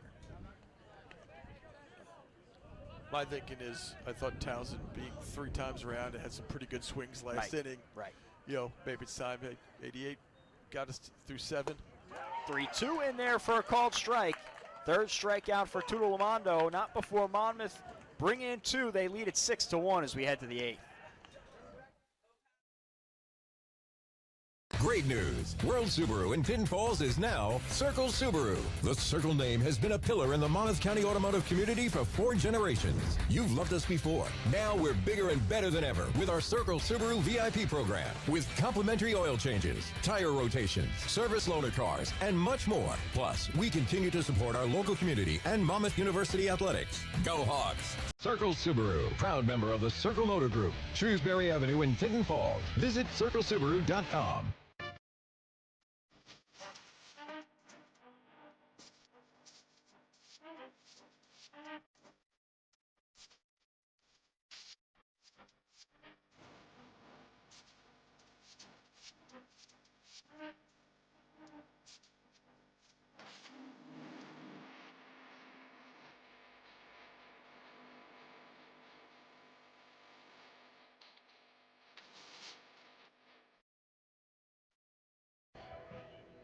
Back here at West Long Branch, the day is done for Ryan Neely. He was really good, and he turns it over to Kevin O'Pannell. That pair has carried them on Fridays all season long, and the graduate senior right-hander from Clementon, New Jersey, will look to shut the door on this one. Yeah, he's really kind of solidified these Fridays. It's been amazing, this relay race where, you know, Neely passed the baton to O'Pannell every week, and it's worked for Monmouth, and it's got to where they are, 11-4 in the conference, and it's been a good thing to set the tone on Fridays for Monmouth. So O'Pannell's been really good in this role. He seems very comfortable coming out and giving them 3, 4, you know, sometimes 5 innings, you know, in relief. I shouldn't say that. 4 innings was his biggest one. You know, so he's a guy they trust at the back end here on these Friday games, and you know, this has been their recipe all year. Final line from Neely, who turned in, I think, probably his best start of the year. 7 innings pitched, 9 hits, 1 run that was earned on the homer, no walks, and 5 strikeouts. Got some help from the offense, kept the Tigers at bay for the most part, and now O'Pannell will look to pick up the baton. Yeah, Ryan Miller was really good. You know, I think he's very comfortable pitching here at home as well. I think that makes a difference, pitching on his home mound, and he just looked comfortable out there from the first pitch. Got himself in a little bit of trouble, and then, you know, obviously the bunt and the play by Bucher, you know, get him out of a jam. O'Pannell this year has pitched to a 4.7 ERA. He's 3-1 on the year with 2 saves and 23 innings pitched, 13 strikeouts to just 9 walks, and he gets ahead 0-1 on Brian Heckelman, the 3-hitter. He's got 2 hits today. Double in the 6th, single back in the 1st.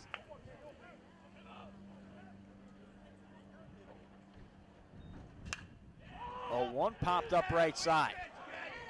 A lot of ground to cover from Astaro, but he makes it look easy, and there's 1 down. That thing hung up forever. It did, because, you know, we mentioned earlier where he plays Heckelman here. He's deep in the right center gap, nowhere near the foul line, so, you know, that ball hanging up gave him enough time to get over there. Next, Alessandro, followed by Frank Adamski Jr. here in the 8th for the Tigers. Trying to find something late. They put together a little bit of a rally in the 7th, but good job by Neely to get out of it. Got some help from Bucher defensively with the double play. Panel ahead 0-1.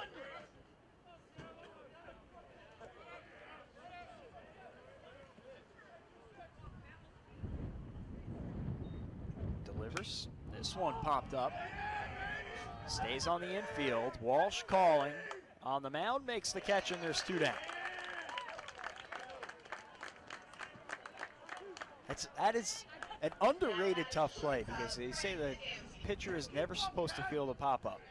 But when it's on the mound, everybody converges. It's a good job by Walsh to take charge. Yeah, and obviously, once you get a little bit difference in elevation there, you kind of get thrown off a little bit. But yeah, it's something that you practice. It's something that, you understand it's going to come into play once in a while. And, it's his ball all the way. Get the pitcher out of there is what they tell you. And he did a good job calling that early and often. Yeah, he froze for a second on contact and then ran towards the Monmouth dugout. Yeah.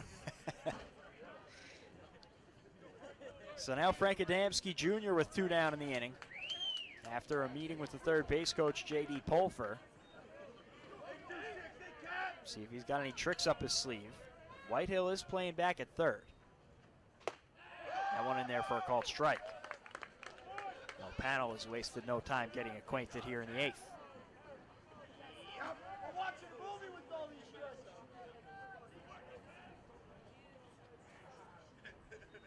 A 1. That one swung through, and O'Panel way ahead here, 0-2. O'Panel's got that loose, long delivery, and the ball just gets on you, I think, a little quicker than guys are anticipating. And, he's got some good breaking stuff, and, definitely a different look than Ryan Neely is, which is a good combination they've had on Fridays here. The 0-2. Breaking ball, missed up high. Good miss. Yep.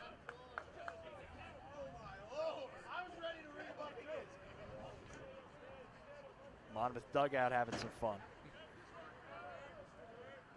And why not? Beautiful day. We've played pretty well. First in the division. 1-2. Missed down low. Such a long season. You got to be able to bring some joy. Yeah, you got to come out there every day. And that's the biggest thing. You can have ups, you can have downs, but energy you're supposed to bring every day, and it's easier said than done. And, especially on the weekends, you got conference tilts. You got to have that energy. You got to find a way. 2-2. Missed down low, so good at bat from Adamski to work back from the 0-2 hole.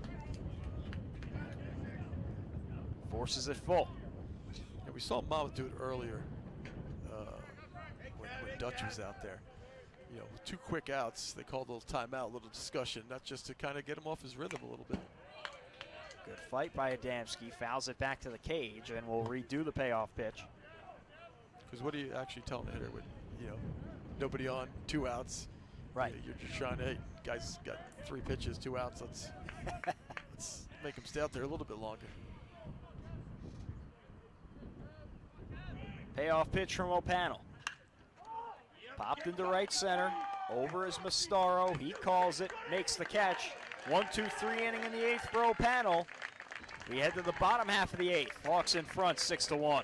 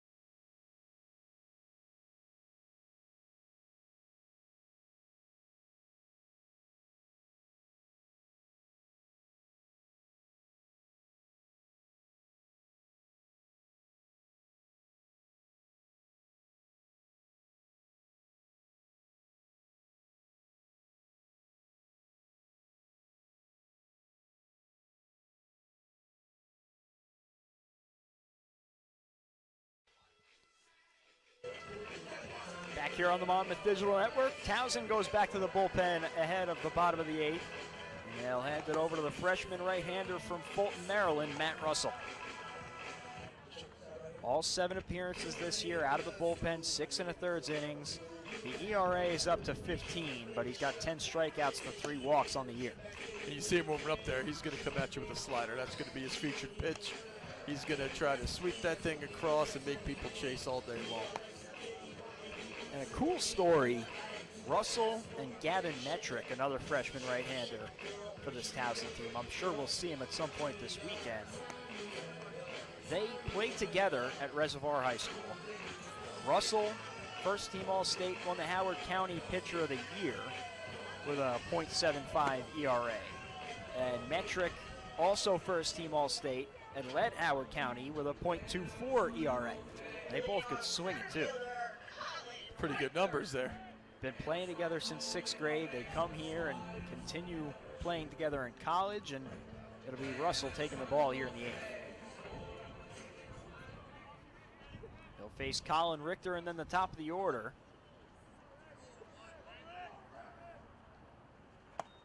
First pitch to Richter misses away. He's 0 for 2 with a walk his last time.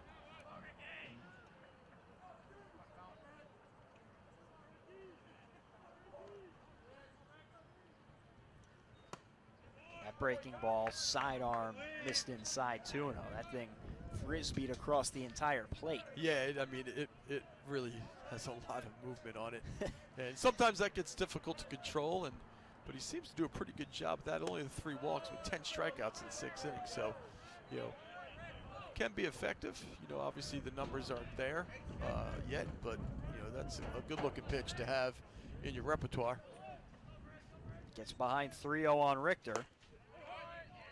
Just to get me over strike 1, and Richter's back in it. Top of the order, Salke waits on deck. 3-1, squares to bunt, pulls it back, and takes the 5-pitch walk. Second walk of the day for Richter, and now it's back up to Salke, who's got a pair of doubles and 2 RBIs. Some housekeeping for Towson. Final line for DiProspero, who started things. 5 2/3, 7 hits, 4 runs, all earned, and 2 walks to 10 strikeouts. Tudolamando came in behind him, an inning and a third, 3 hits, 2 runs that did both end up being earned, despite the error, a walk and 3 strikeouts. So the hit after the error takes it. Right. Makes sense. Because even with 2 outs, the error would not have been an out. Yes. Only allowed the runner to advance. 0-1, there goes Richter. Pitch in for a called strike. Throw is a perfect one, and it gets Richter. Wow. Yeah, and we knew coming in, you know, that, you know, Eckelman could really throw it, and he just got rid of that quick. And, you know, a lot of times you get that tag on the leg, you might not get it, but I think he clearly got it before he got to the bag. He couldn't have walked that ball out much better, and there's 1 down. 0-2 count to Salke, and he takes that one low and in for ball 1. That was a missed spot. Eckelman was all the way on the right side of the plate, came back across the middle. 1-2, punched into center field, 3rd hit of the day for Salke, and the Hawks have a man on with 1 out. Yeah, good piece of hitting, got him in a little bit, but is able to get enough on it to, you know, get himself a base hit. Good day for Salke. And he just continues to hit. Now hit 6 of 8 games since he's returned from injury. Hit .508 as a senior at Greece Athena High School. Now Wyatt Hunt trying to get off the schneid. Singled back in the first, but 3 strikeouts since then. First time this year he struck out 3 times in a game.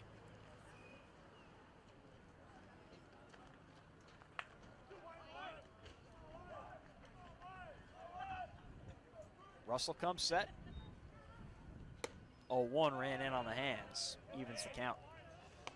A lot of times you talk to hitters and, you know, had a pretty good pitch to hit there and he fouled it back.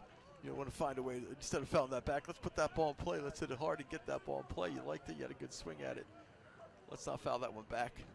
1-1 ripped but fouled on the first base line. So Hunt just out in front of that.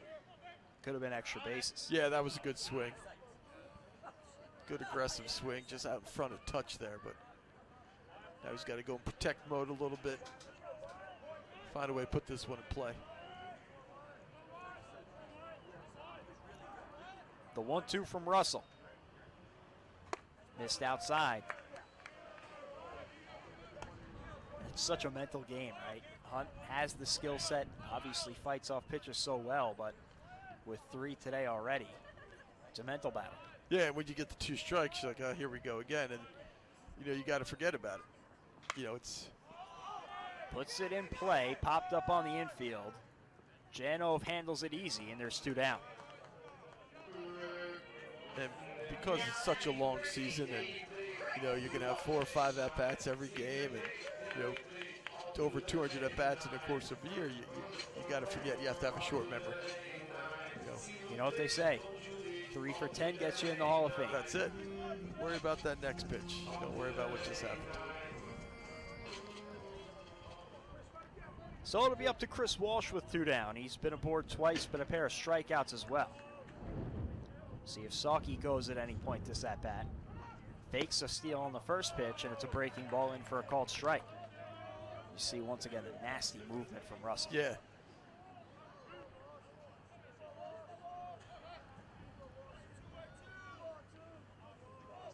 Peek over at first, and now a throw over. Sawkey dives back in safely.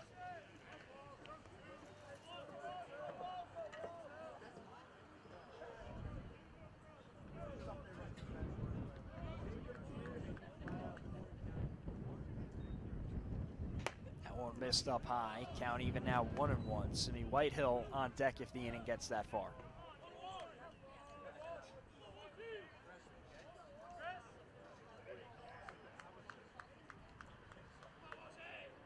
Sawkey leads off first, and he takes off. 1-1, popped on the right side, and that one will fall in right field for a base hit. Perfectly executed hit and run. Would have been a pop out to end the inning if A.J. Cobb hadn't vacated to cover. Instead, there's runners at the corners with 2 down. Yeah, just a well-placed ball, and with the runner going, and there's really nothing you can do. 2-hit day for Walsh. That's how you're taught. Hit and run, just put the ball in play on the right side. That's it.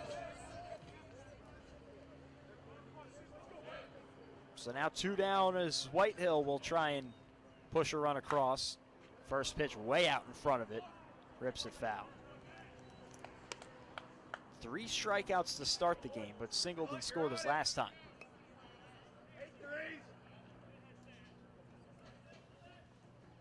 He's driven in 25 this year. Walsh takes off, 0-1, and another well-timed hit and run through the hole. Walsh might be sent here. Big turnaround third. He is going to be sent, and he's going to score without a throw. Whitehill drives in 2, and it's 8-1 Hawks here in the 8th. So just their ability to run the bases, Monmouth here, that's a ground ball to shortstop. Shortstop, he moves a couple feet just out of his reach. You got Walsh who flies on the run, and that's a base hit to the left side. He scores all the way from first base. Pretty cool stuff from Monmouth there. Just their aggressiveness. You don't like it when they get thrown out, but this is how they play, and it's worked for them so far this year. Just get guys moving around, create holes out there. And that's back-to-back players that. Walsh pop up to the right side, Whitehill grounder to the left side. Each could have ended the inning under different circumstances. And Adamski and Cobb, they know, 2 outs, you're trying to get, as late as you can. You can't, as late as you can because you got to play the fielded ball. And, right. Just well executed by Monmouth. And a little bit of luck, obviously, with the Walsh hit. 1-0 in there for a called strike against Lavarco. And that's all in the same inning that Heckelman was able to catch Richter to start the inning. Yeah. So, base running with a big impact in the 8th. Big swing and a miss by Lavarco. And now you send O'Pannell back out in the 9th with a 7-run cushion. You got to feel pretty good. Yeah, of course. You know, those tack-on runs, you know, those bookend twos out there. 1-2 from Russell. Tapped foul. LaVarco stays alive.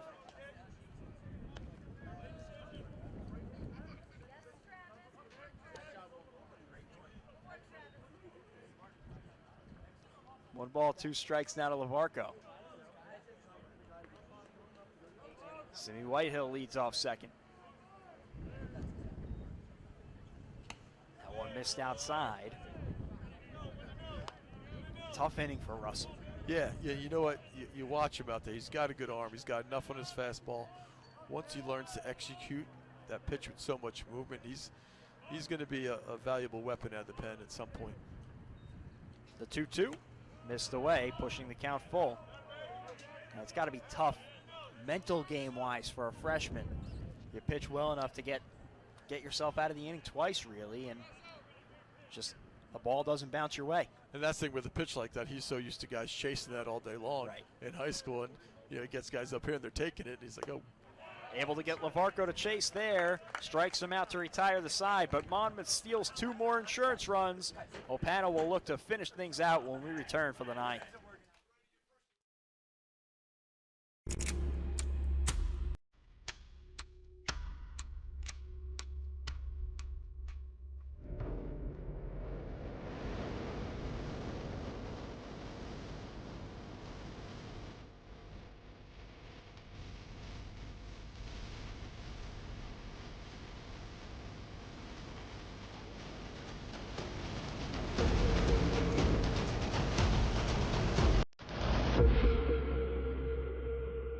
Whoever said that the shortest distance between 2 points is a straight line never said anything about the quality of the ride.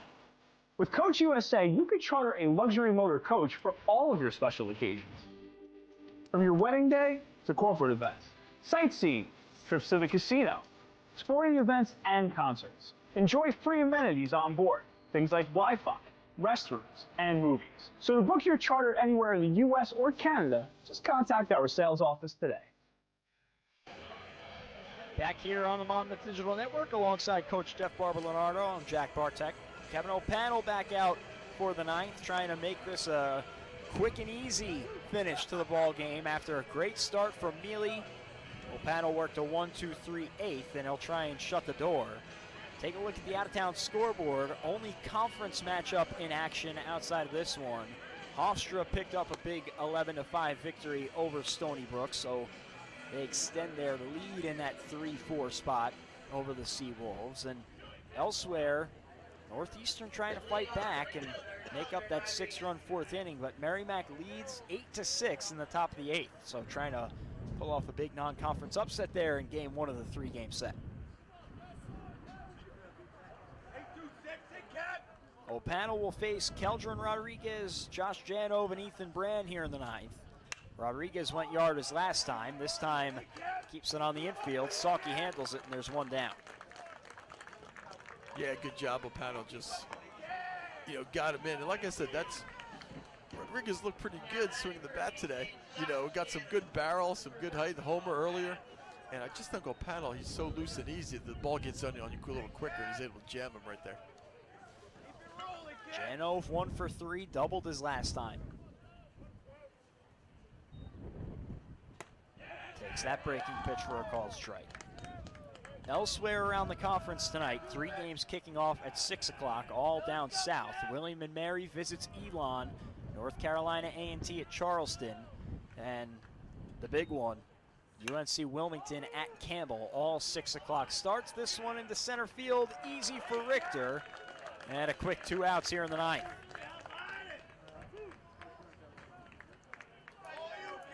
Ethan Brand, last hope for the Tigers. And it's going to be a pinch hitter. So Towson goes to the bench. This time Jack Hughes, another Jersey native out of Hamilton, New Jersey. JUCO transfer at Lackawanna last year. Was an NJCAA D2 All-American.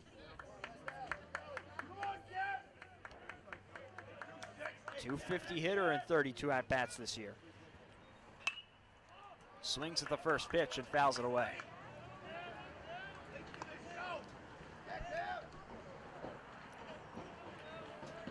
Yeah, in a game that Neely pitched really well, O'Panel's come in and done what he's supposed to do, looking great out there. It goes back to that bunt, that 4-1 game. You got Neely, kind of, out there, feeling a little bit, maybe a little pressure on him there, and just to get that bunt, the pop up and double play, you kind of felt, the energy seep out of Towson's dugout. Monmouth crowd making some noise, the 0-2. Just missed outside. Checked down the first, but he held up. And obviously that bunt ended up in the worst possible outcome, but even the best possible outcome, you're giving up an out. Yeah. Everything went downhill from there. Final strike for the Tigers. 1-2 from O'Panel. Hit in the air to left, chasing LaVarco back on the track at the wall. Leaps, and it's gone. So Jack Hughes comes off the bench and goes yard. Second homer of the day for Towson, makes it 8-2. Yeah, that was, he got all of that one.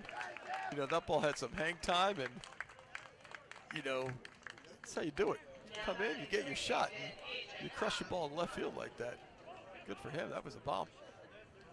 Both times the Towsons went to the bench today, it's worked out. Pair pinch hit knocks. Yeah.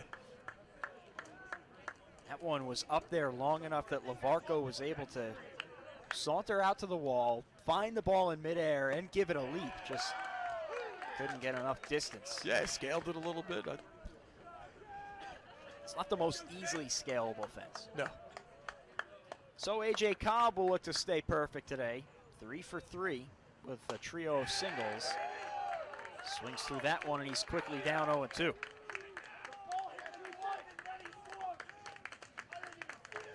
O'Panel trying to bounce back after the homer and shut the door. The 0-2, missed down low.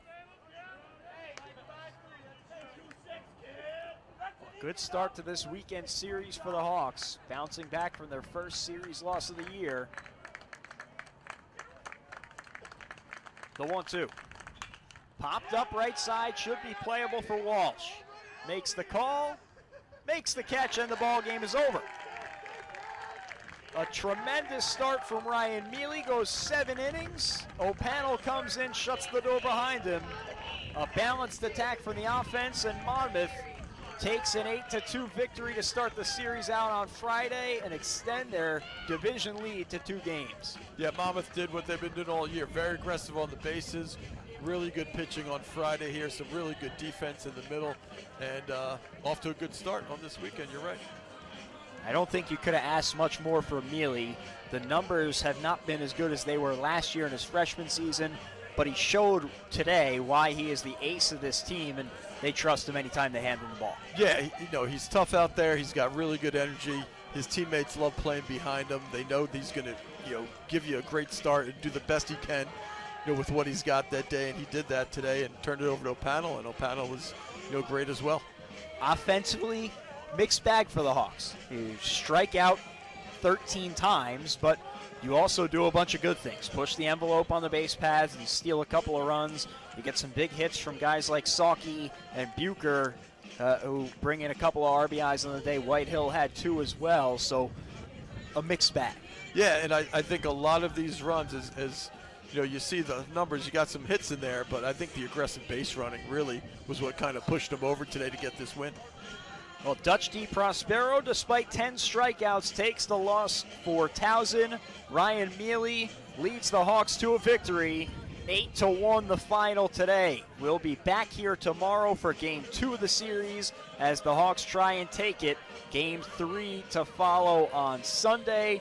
For Coach Jeff Barber-Leonardo, our entire crew here at the Monmouth Digital Network, our producer, Ann Toner, I'm Jack Bartek. We appreciate you starting your weekend with us. Today, Monmouth 8, Towson 2. Have a great rest of your Friday night.